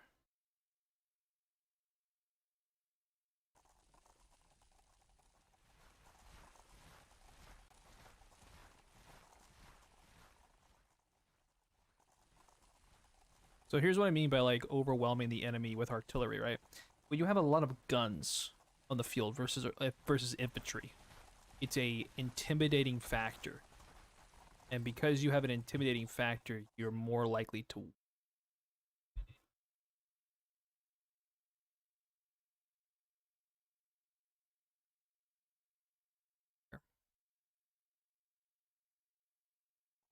Okay.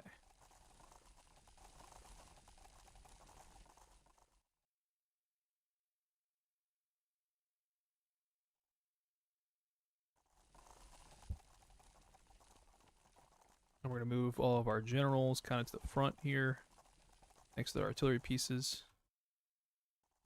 And then we're going to move the infantry.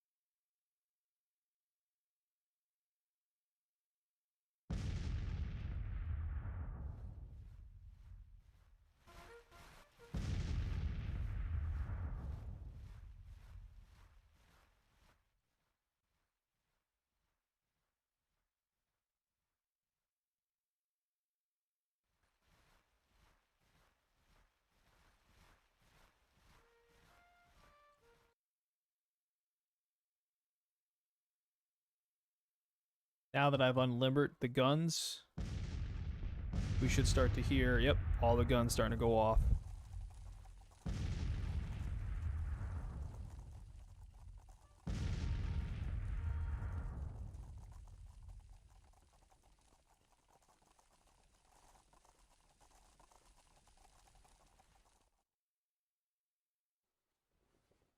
So even though they are behind cover,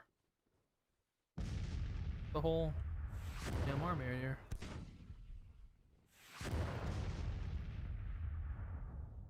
Even though they're behind cover, we're still weakening their morale, and that's what counts. So while they have this picket fence, they're not going to be this picket fence for too long till my guys start to push them.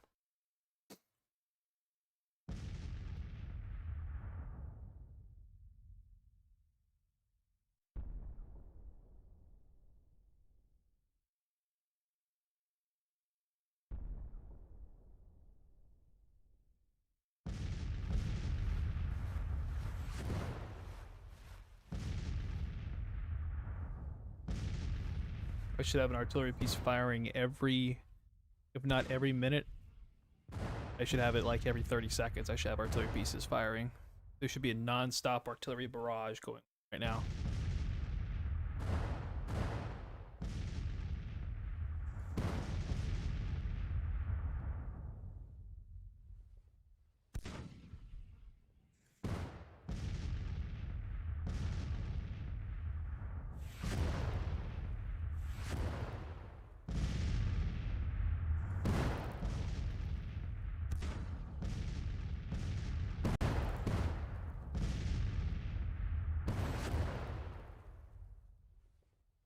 Oh, the guys start to lay down.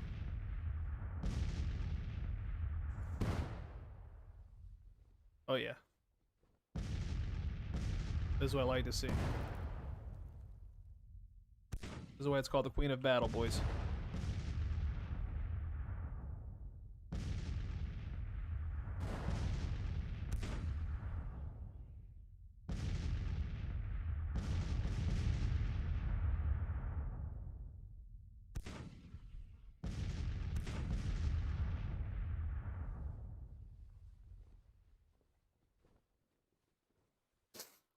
One thing I don't want to do, I don't want to go head on. Because this is gonna be, that's gonna be a major thing, right? To go head on.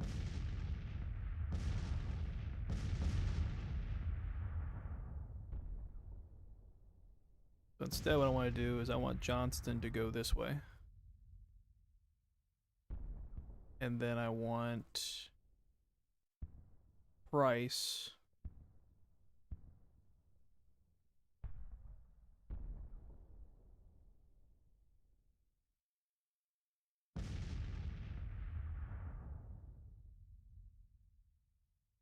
Let's go over this way.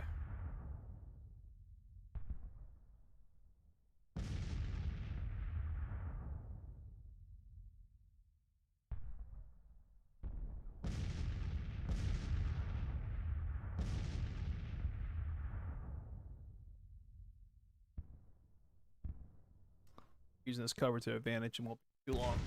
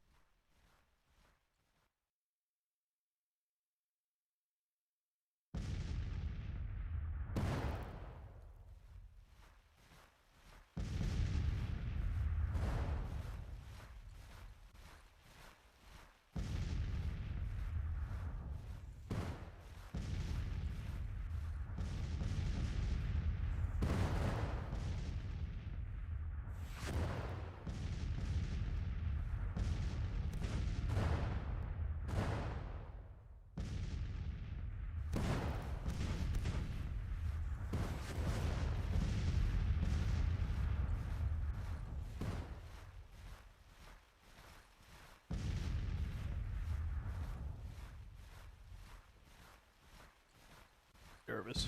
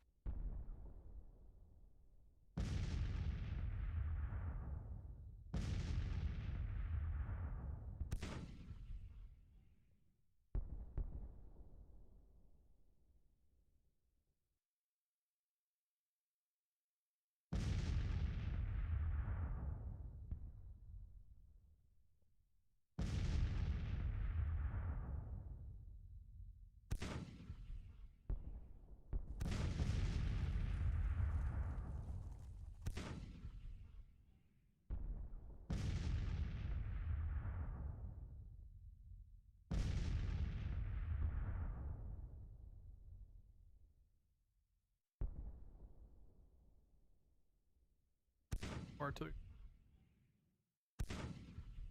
Lay into him.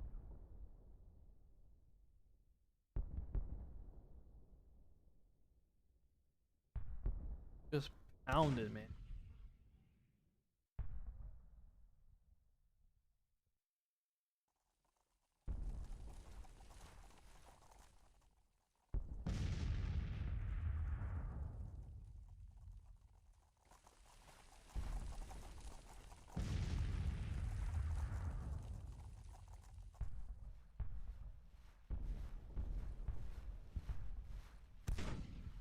It's just, I love watching that. It's almost like thunder.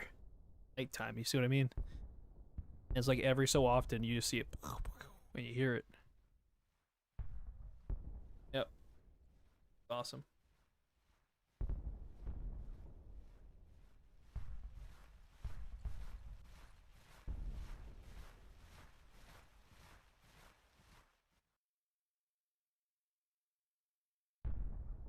Break that morale the whole time. Nope.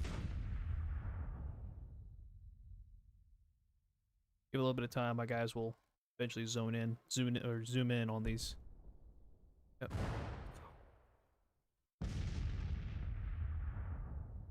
Hmm.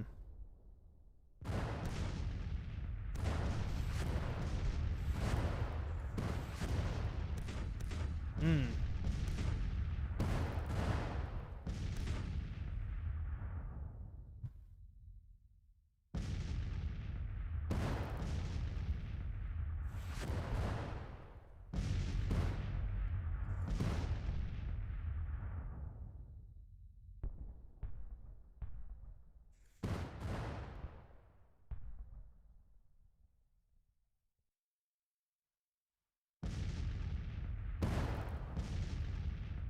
Get up.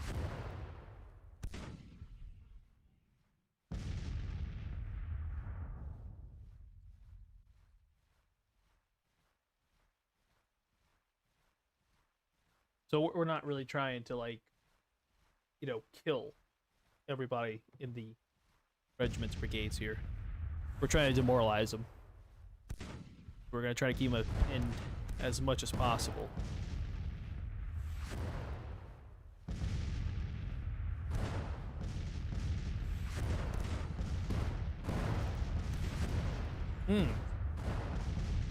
That is beautiful.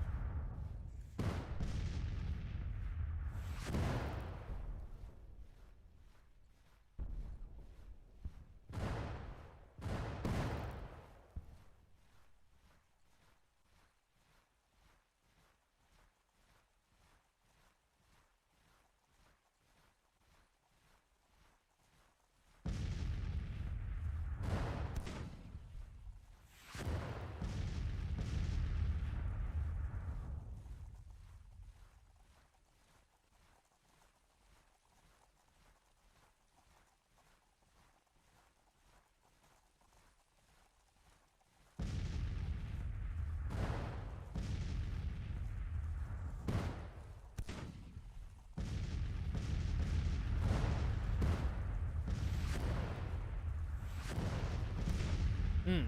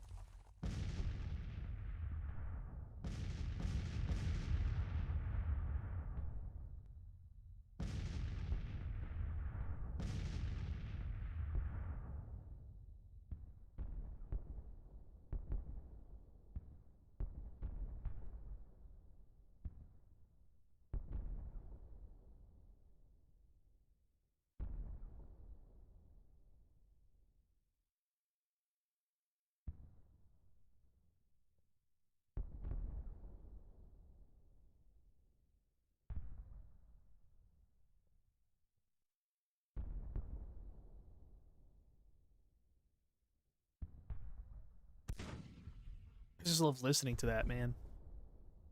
Boom, boom, boom, boom, boom, boom, boom, boom, boom, boom, boom, going off. That's when you know you're shelling the enemy pretty good.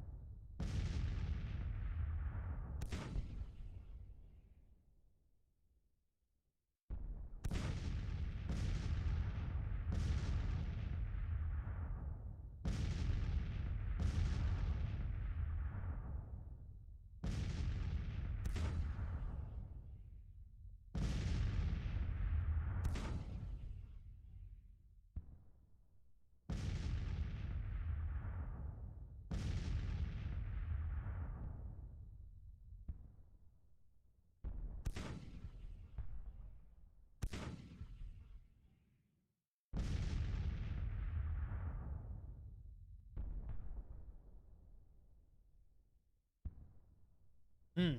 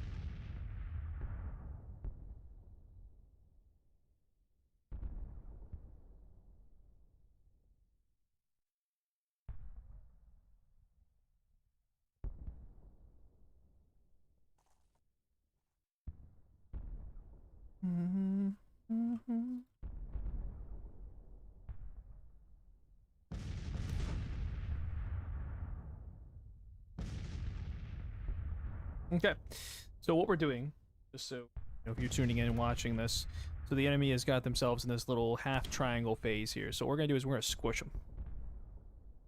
Blanchard's now made contact, which is good with the enemy. They are gonna be flanked. They're gonna be forced to turn.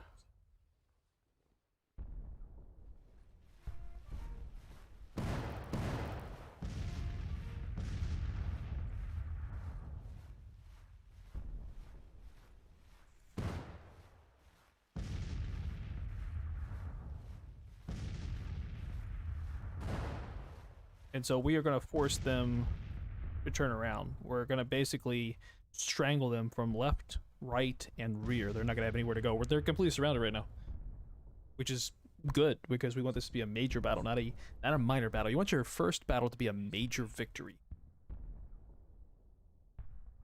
Okay. Gibson's going to make contact.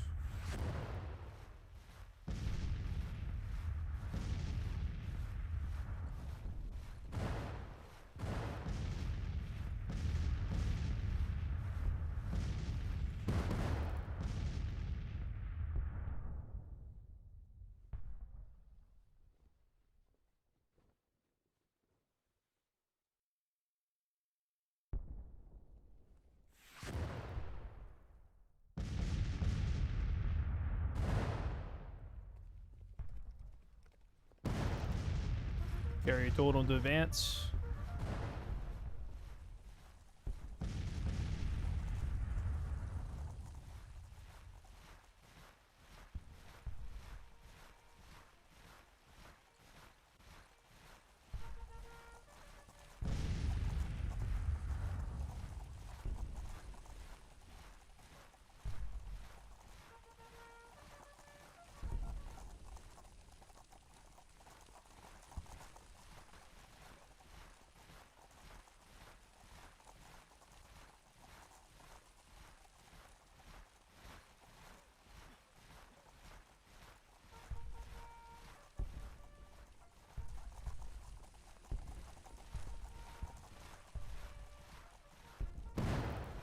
But what we're going to end up doing, we haven't started shooting yet, but we will. The enemy's now moving. They're exposing themselves to the artillery. They are going to get hurt. They are really going to get hurt right now.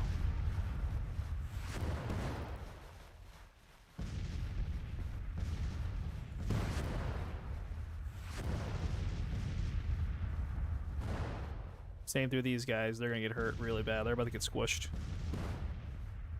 Oh, yeah.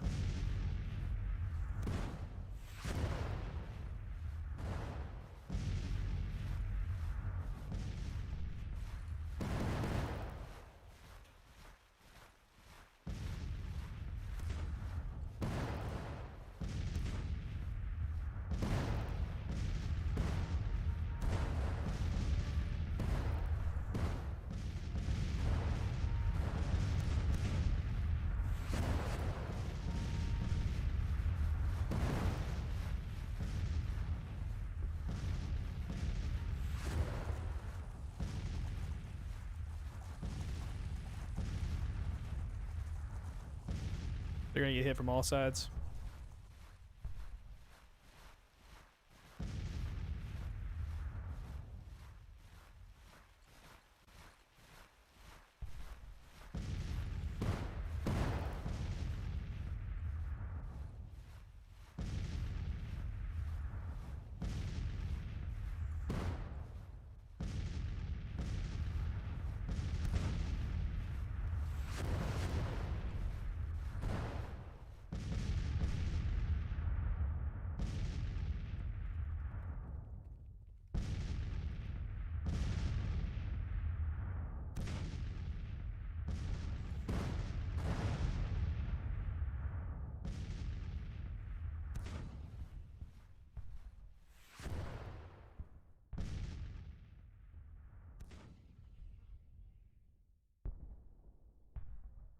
Oh yeah, they're so screwed.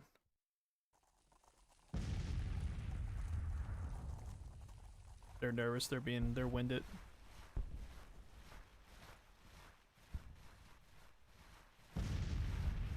Right now, what I'm doing is I'm exposing them. They're all being exposed now to artillery fire.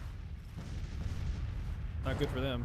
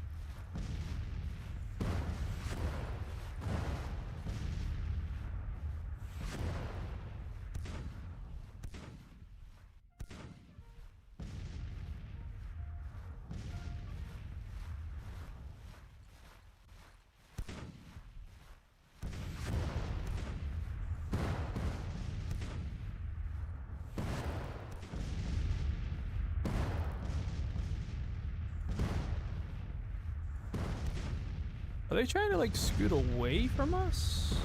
I don't know what they're trying to do.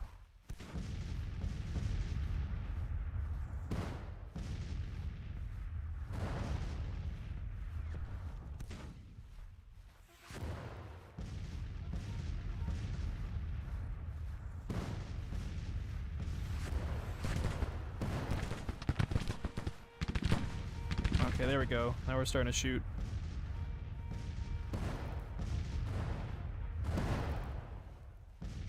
Oh yeah, okay.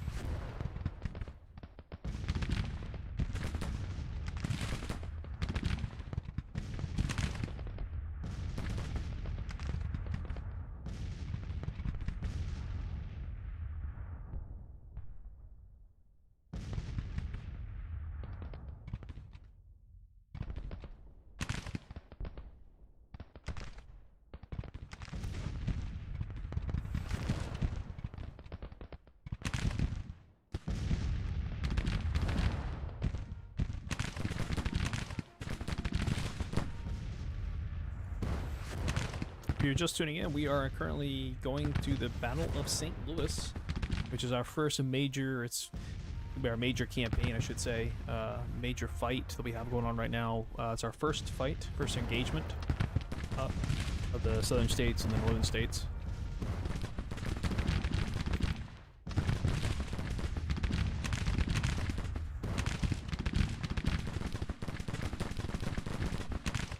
Got a lot more casualties though than they do. Good that they broke.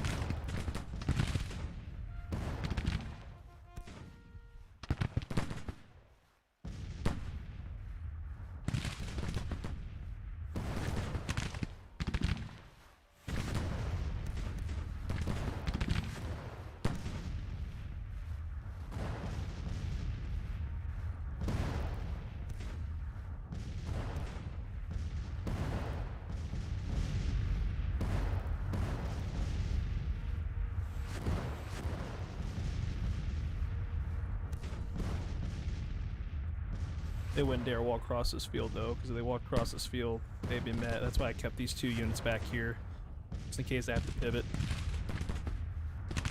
They wouldn't cross the field though. That'd be suicide.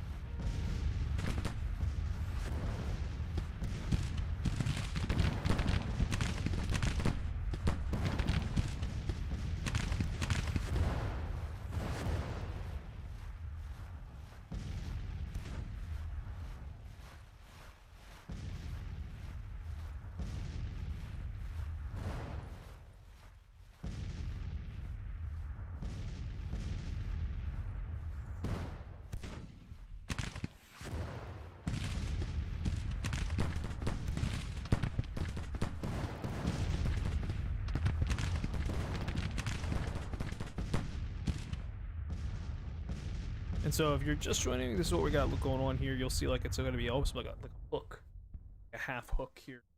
And we're going to squish the enemy. They're not going to be able to go anywhere.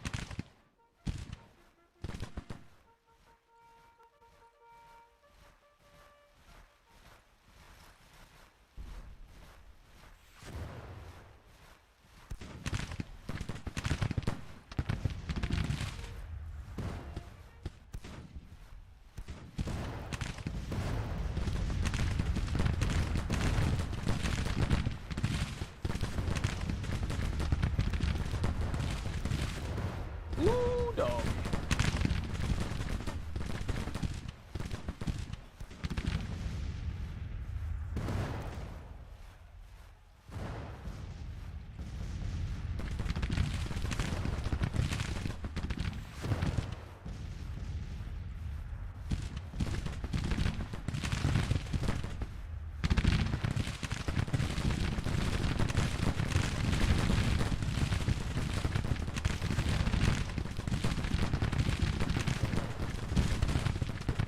Right there, I'll say that.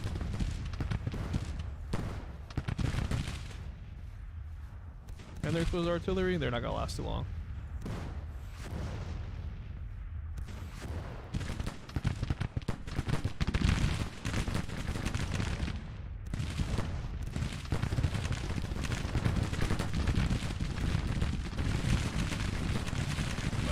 I've lost less than 1,000 men.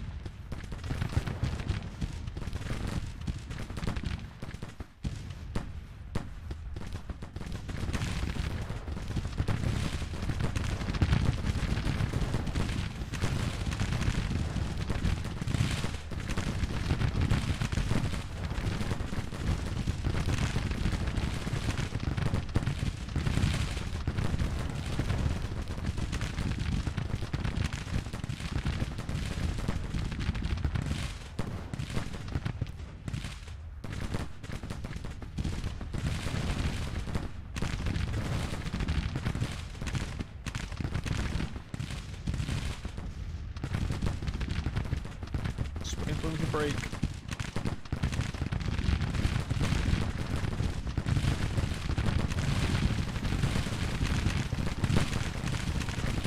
That center line was gonna break.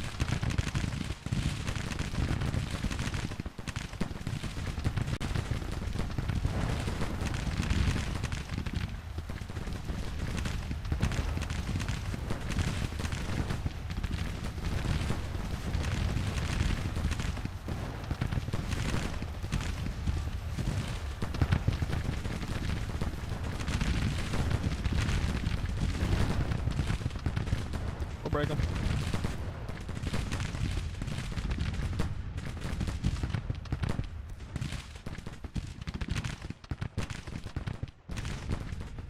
Almost 1,200 we lost so far.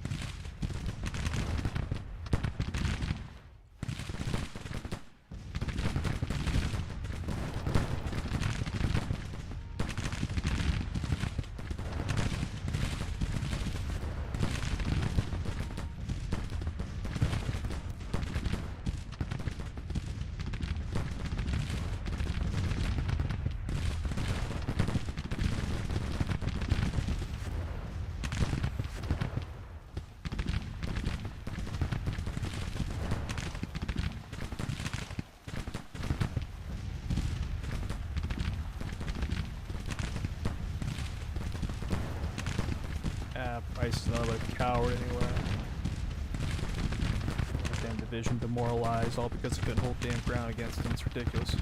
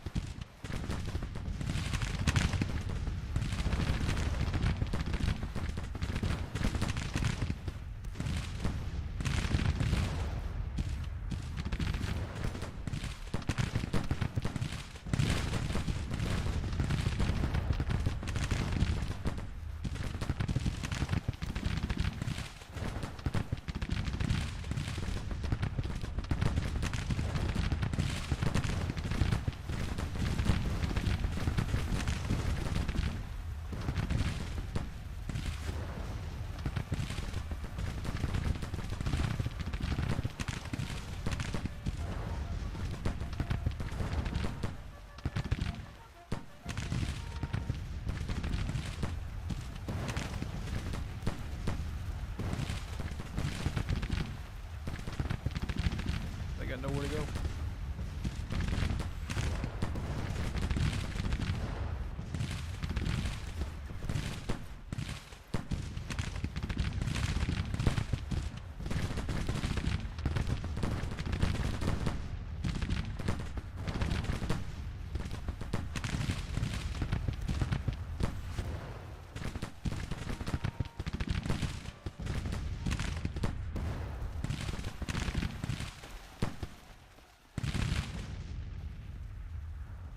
Third brigade is wiped out.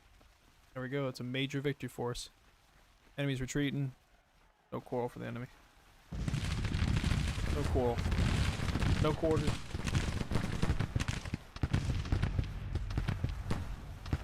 Go anywhere.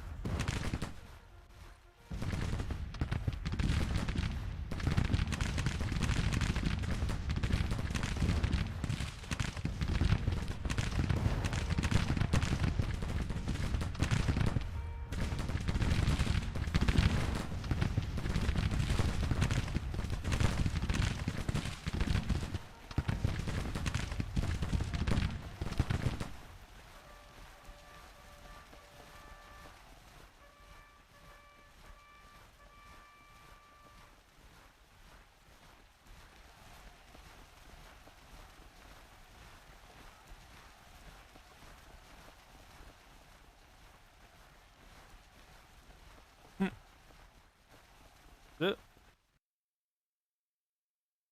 That is it. Battle's officially over.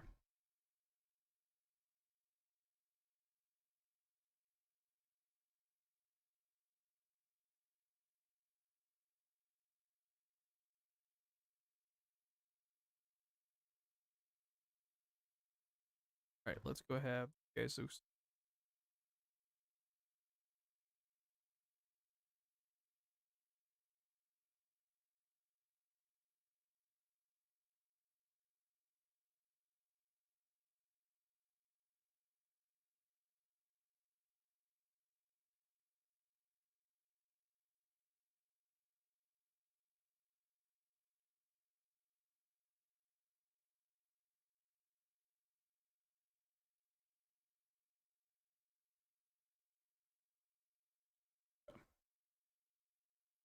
Have these guys grab the road real quick here and see if we can go secure this area.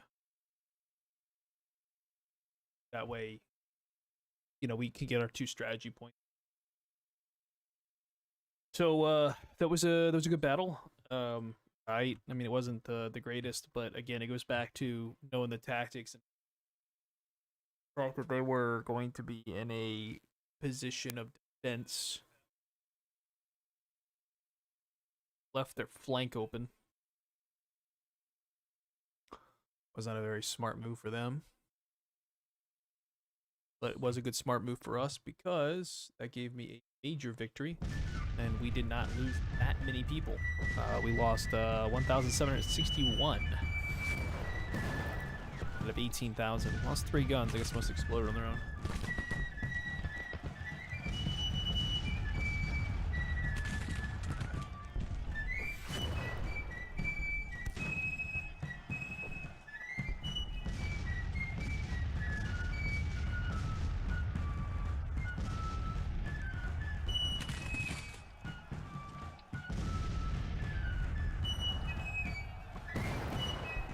Alright, and they suffered 5,500 out of 11, so almost half of their... Oh, yeah, actually it was more than half of their infantry. Cool.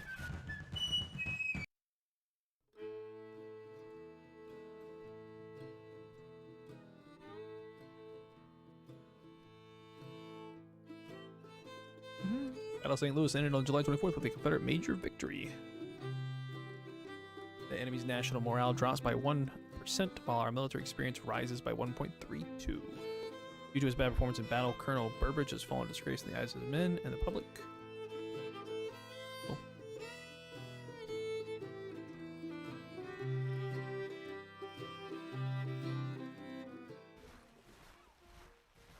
glorious victory at St. Louis. Army of the West fleeing in panic. Loses Colonel Hicks. Loses face. Support for the Yankee cause. Waivers. Makes one good weapon.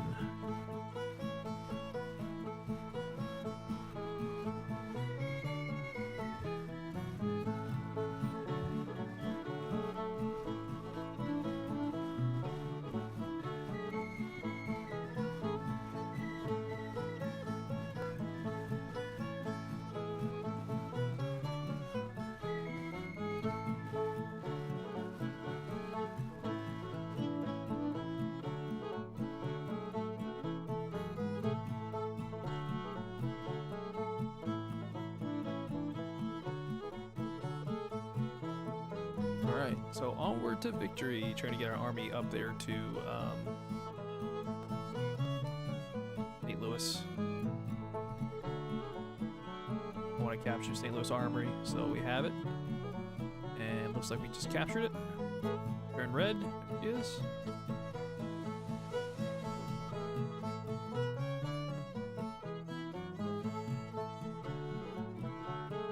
Gotta wait for us to fly here.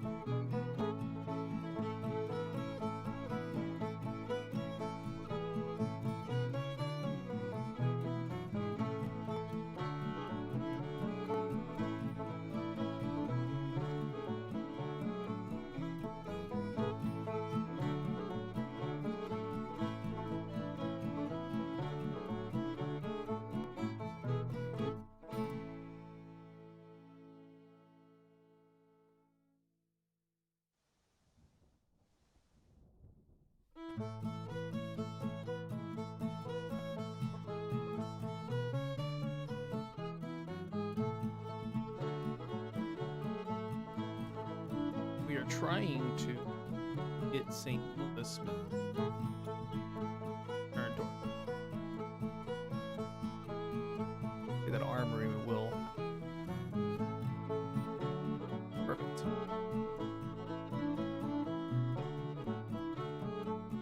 Right back.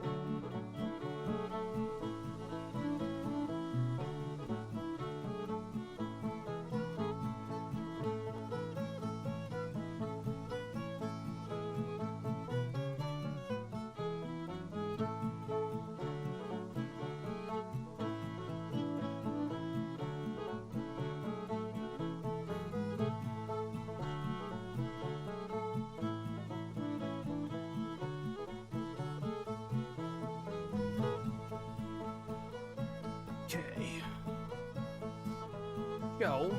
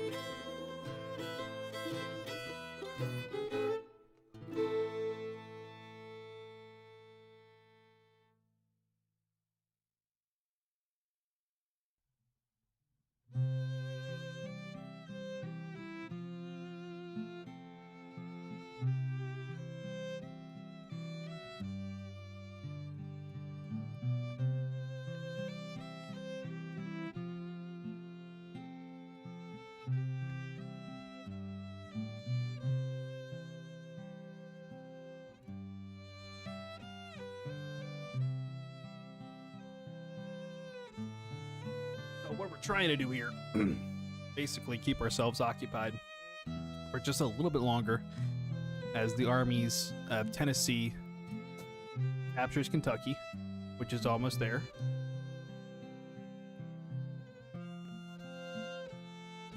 And there she is. So all we're doing now is we're adding more to our tax revenue and our items. And Kentucky's a nice little port too.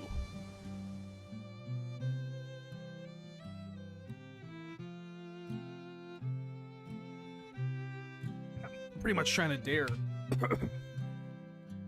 like the Army of Kentucky. That's what they're doing. I knew they were going to come over my way. So we are this is actually pretty funny. So we are going against Burnside. Couple things about Burnside is like very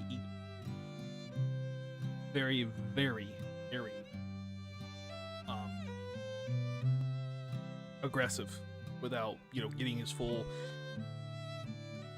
battle plan together. The Battle of Fredericksburg was probably the worst battle they ever did. So he's got 14,235 men. We have 14,266 men. A difference of literally 31 men. And I also have 35 more guns than he. We have 83. Right now we're at an advantage, all because too they're coming to us, whereas we are not. Whereas so we're all automatically going to have the attrition is going to be on ours. We'll go ahead and battle this one. This is going to be the Battle of Louisville Harbor.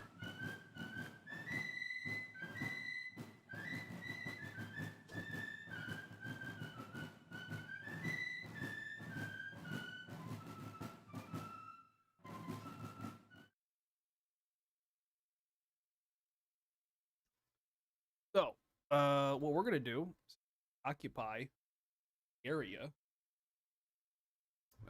We occupy here. And Proud Peak. Not occupy Proud Peak, but what we can do. Excuse me. We have an area here that we can hold. And then we have this area, which I think this is going to be the main focus point, right? I believe they're going to be coming from this way. They are. They're going to be coming from this way. So we are going to set up along this route. We're just going to wait for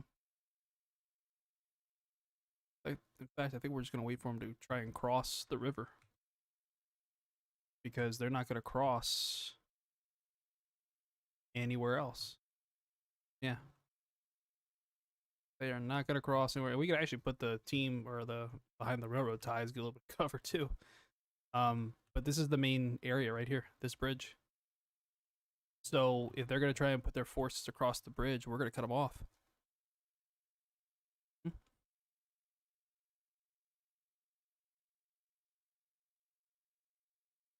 Yep. Exactly what we're going to do. We're going to hold this area here. I doubt they're going to come south and come around. They're just going to come from this way. Main supply area right there. This is an easy win. The difference between what is set up last time versus what's set up now is the fact, literally, that I have the advantage here. So, let's go move everybody. Where's Polk? There he is. Leonidas. With a name like Leonidas, you can't go wrong, right? All right, Leonidas, I need your forces over here, please. Put everybody here. No. All right, let's move our artillery pieces first. So we're going to have our artillery. We're going to be watching left flank and right. So we got 2 artillery pieces there. This guy can be right here. Middle. Okay. He is also going to be. Oop.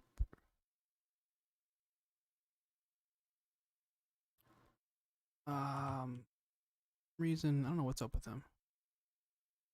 But hopefully by the time.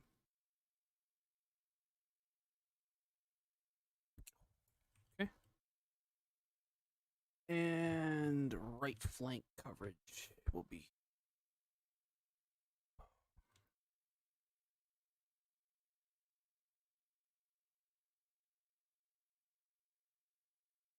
Let them hold. Okay. Come.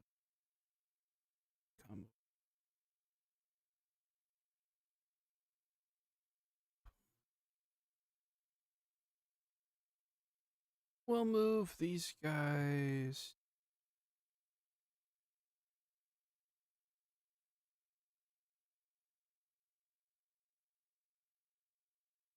Actually, this will be my pivot brigade. Oh, we'll call it a brigade. And the left.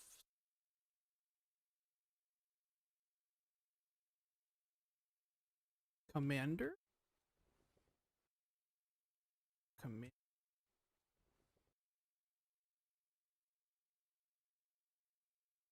Put our.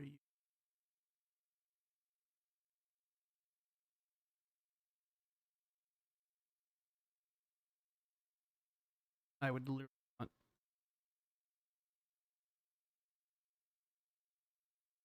Well. Literally watching the river. And then.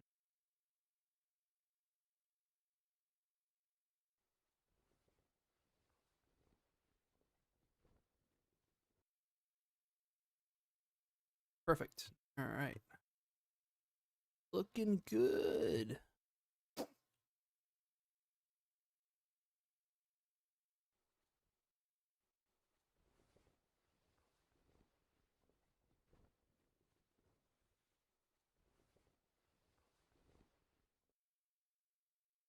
One, two.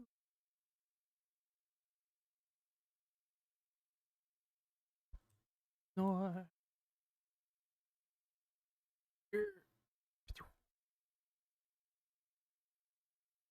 Here. Early.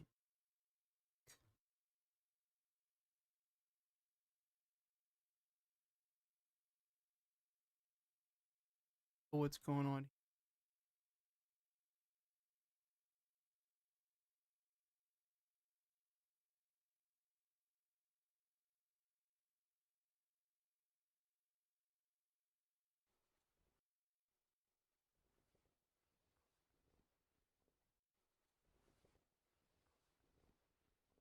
So literally, the enemy, they're not. If they're smart, they're not going across anywhere else. They would be fools to cross this way, come back around R6. Although that'd be a smart thing to do, is down, but they're not going to straight down towards. That's okay. You guys are gonna be all well rested. The enemy is walking or marching towards us. We automatically have the attrition on our side.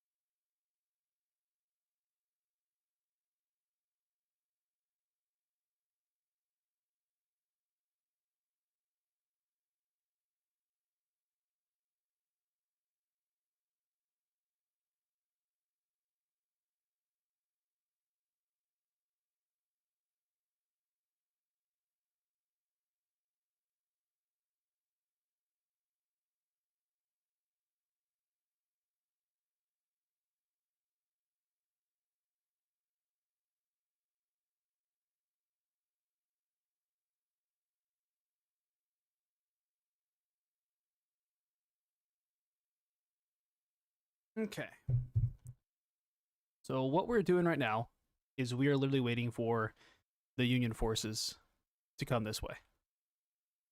And what I like to do is, so you see the dirt trails? Oh, where are they going? Ooh. Totally unexpected. Hang on. Well, no, not really unexpected. They're coming the way I thought they were gonna come. Taking a really long way over, and doesn't look like anybody's coming down the main road either. Find out. They're all coming this way. They should take a right.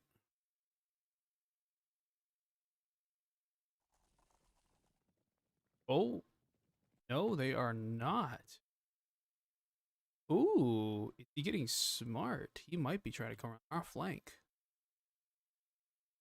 If that's the case, I got a little bit of time to pivot. This is an AI. It's gonna be nighttime, so we're gonna end up, not worried about. Huh. Not a single one has moved that way. I am actually really shocked. The fact that they're coming on our flank. Oh, they're going to this one first. The rail bridge ford. I bet you that.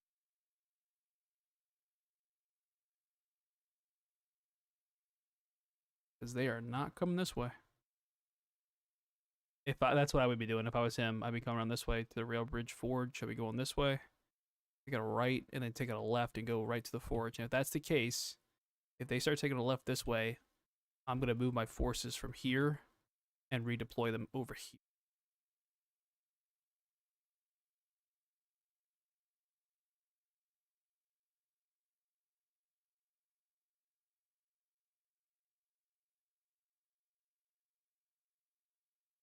In fact, now let's just play at normal speed. It doesn't look like any of the forces are coming this way. So, if that's the case, we are going to move all of our positions.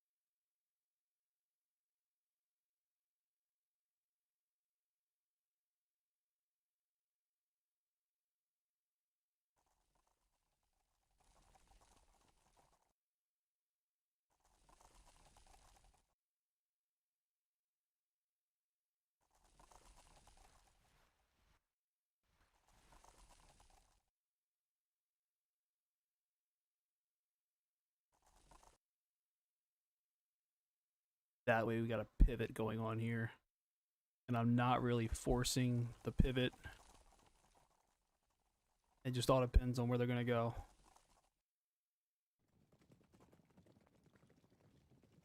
Yep, that's what he's doing. Okay. So now I'm going to pivot this.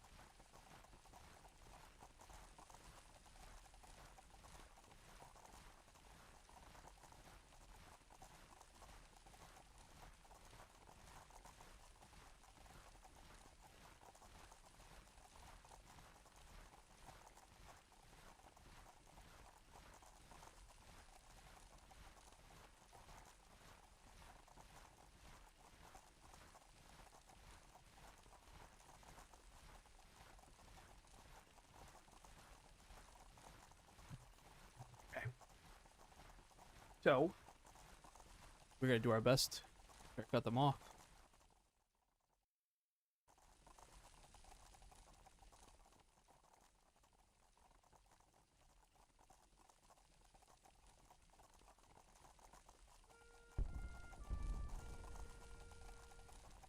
I knew I was gonna be the first one. Whoa, what are they doing? They're walking through the river? That's not right. Oh, they got artillery too. But the artillery's not deployed.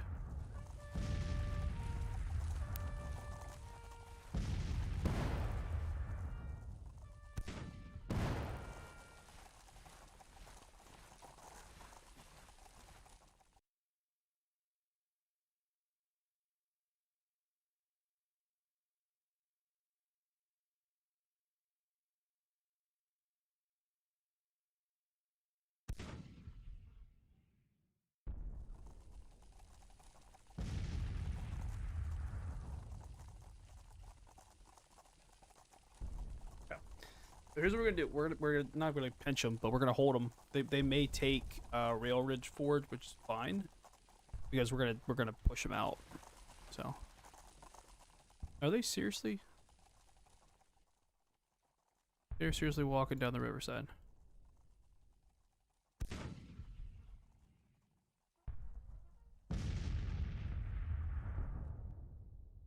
Makes no sense.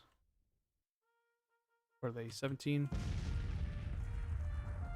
201. That's it. Third detachment.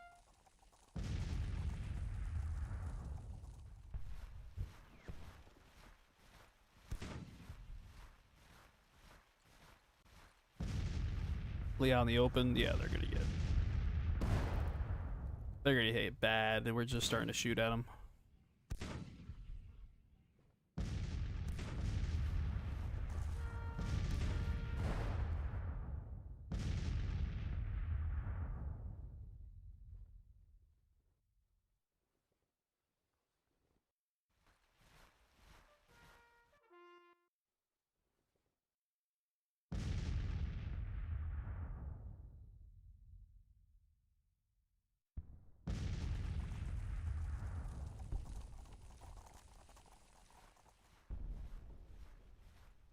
Ah, cavalry. That's what it is.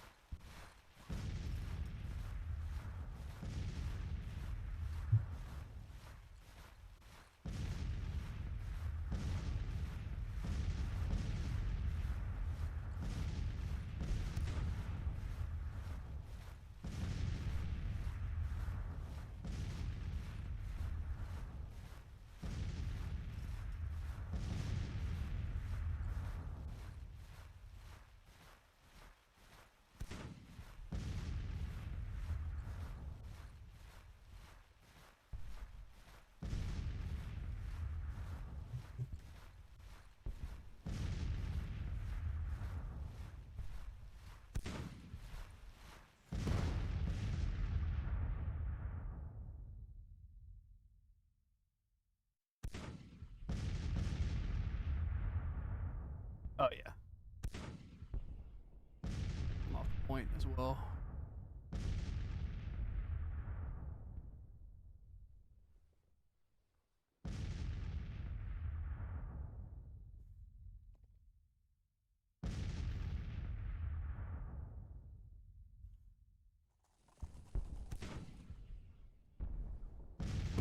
Hmm.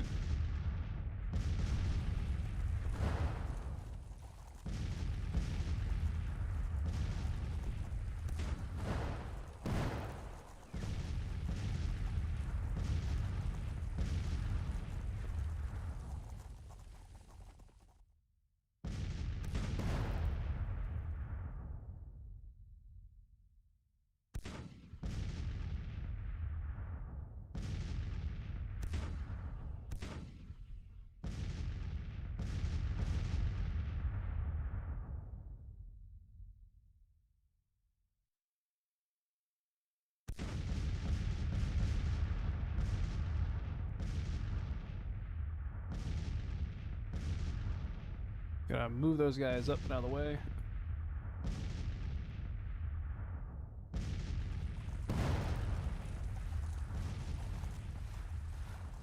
Get on your horses.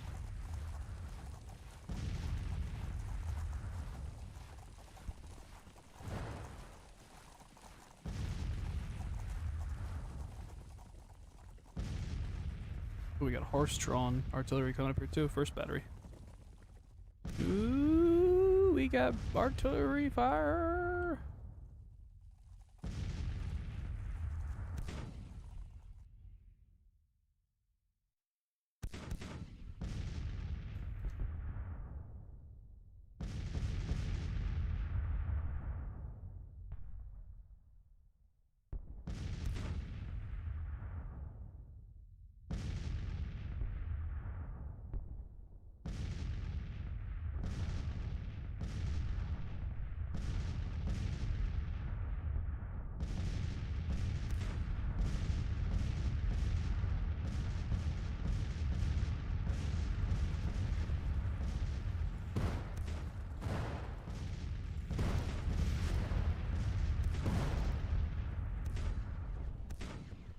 Ooh, Hughes Brigade's taking some major losses here. Both these guys are.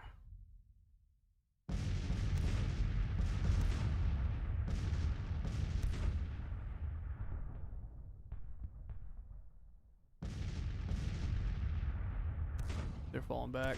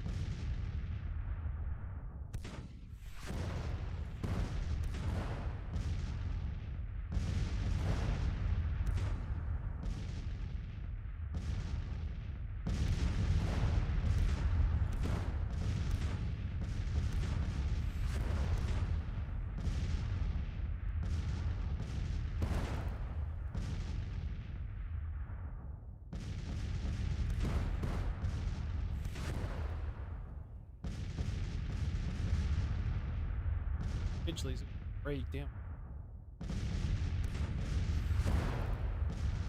Eventually they're gonna break.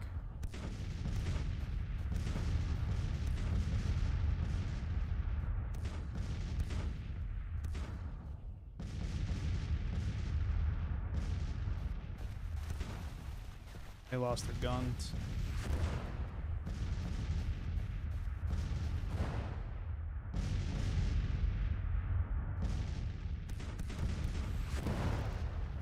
Four artillery units now on the field with them. But they're under a lot of fire.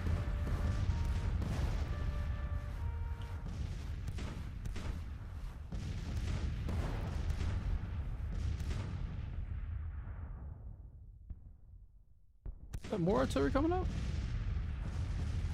Yep, sure is.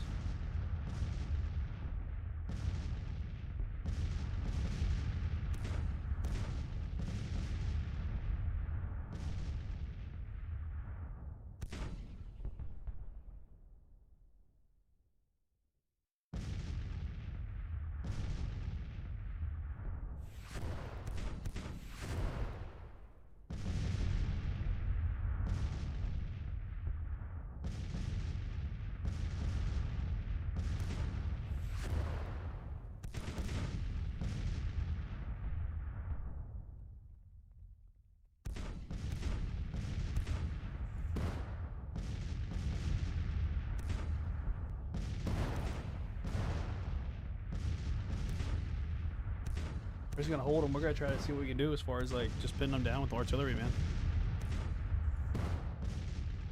We are not afraid.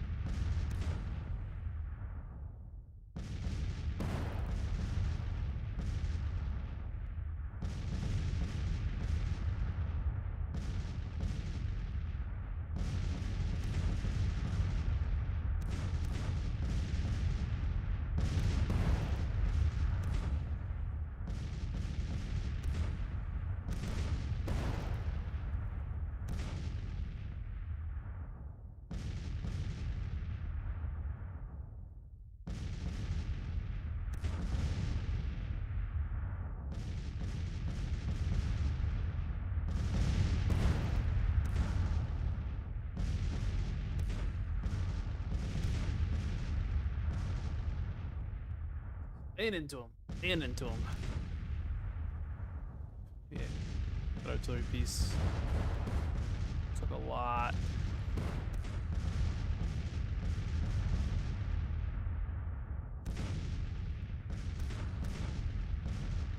We get that back on the artillery pieces here. Because they're still good. They just basically abandoned them. What the hell, guys? Abandon your artillery pieces. Oh yeah, alright. So now he's thinking about going this way. Uh-huh.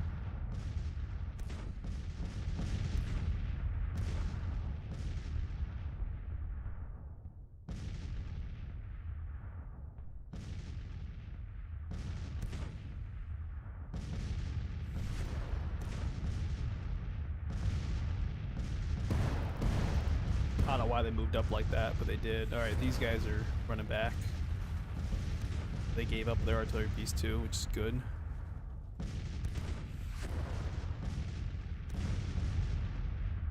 Oof.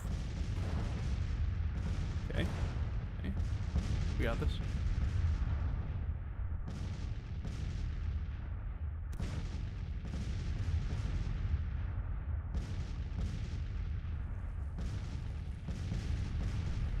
Try to come across, but ain't gonna work out for him.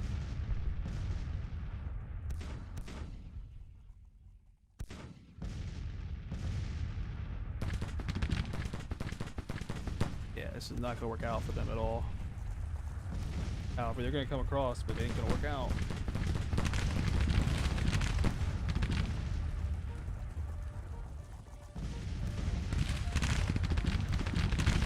Yep. Gonna try, but yep. They going to fail, man.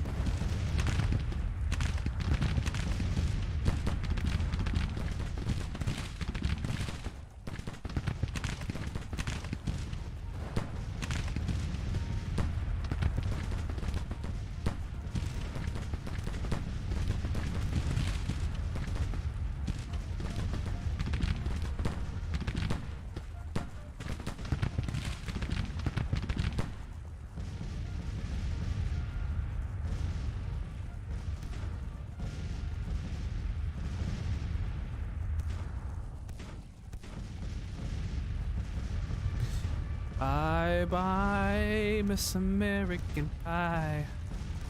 Drove my Chevy to the levee, but the levee was dry. It was broken. Which unit broke? Doesn't appear to be any of mine. Pillow demoralized. Oh, okay. Alright. Okay. I'm not too worried about those guys.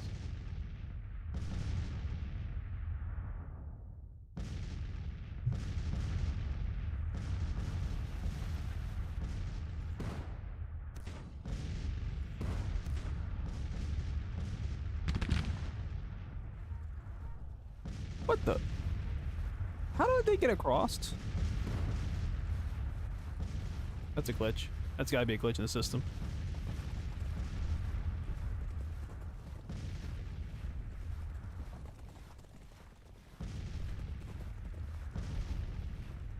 They're trying to come across. It's just not gonna work out for them. I wonder how in the hell they got across though, because you can't cross that for some reason. It shows them as crossing it, so that doesn't make any sense at all.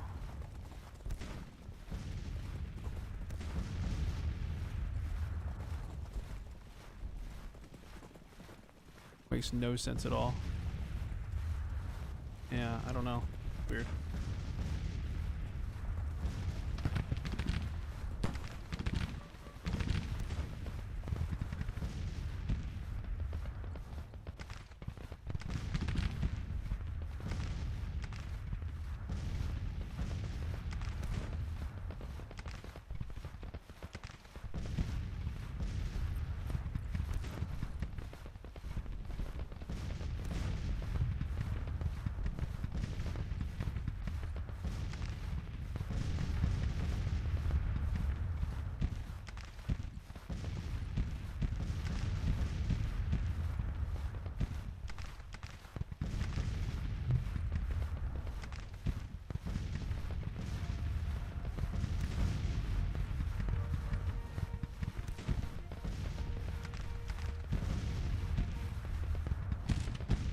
Check on these things, what's going on here. They're being routed. Why they're even trying, I don't know. Makes no sense. They're going up against a force of 2,400 and they've only got 1,200, so half their strength. They're under a lot of fire as well. Yeah, this AI is ridiculous.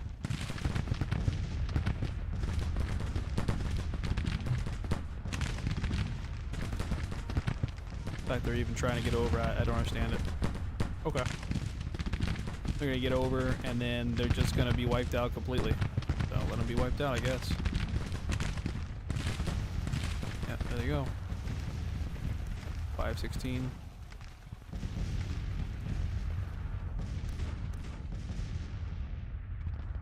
Oh, I have a secondary one. It's gone. Huh?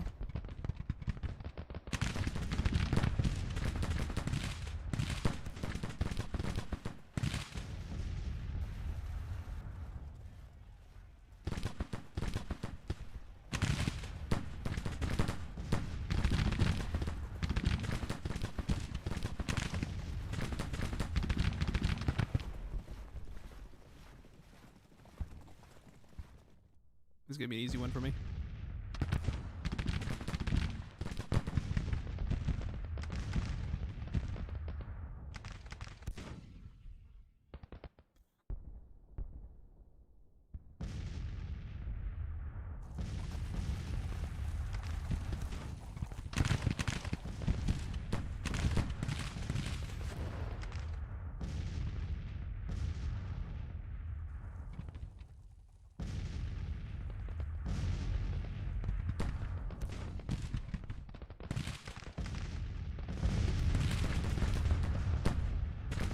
Yep, enemies retreating.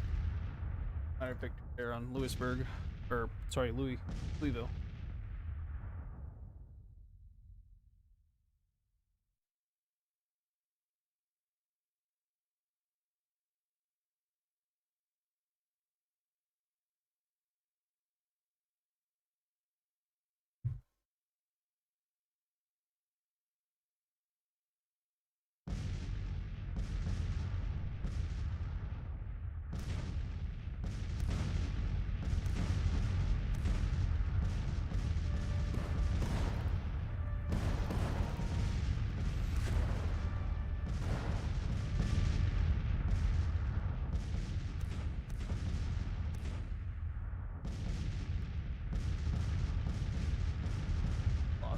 456 men. Not that bad.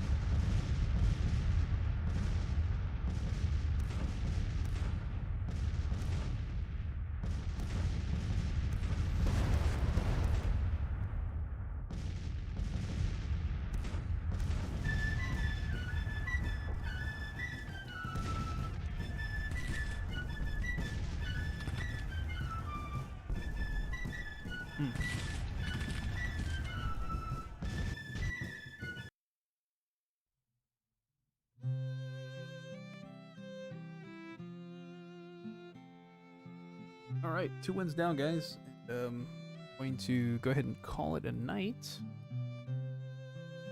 That would be our first. I guess the first day on the campaign. We'll be back with more of it later on. If you guys enjoyed this, make sure you guys hit that like button and subscribe. Or we'll be on the way. The Second War of Independence. See how far we can go fighting the Yanks. Catch you next time.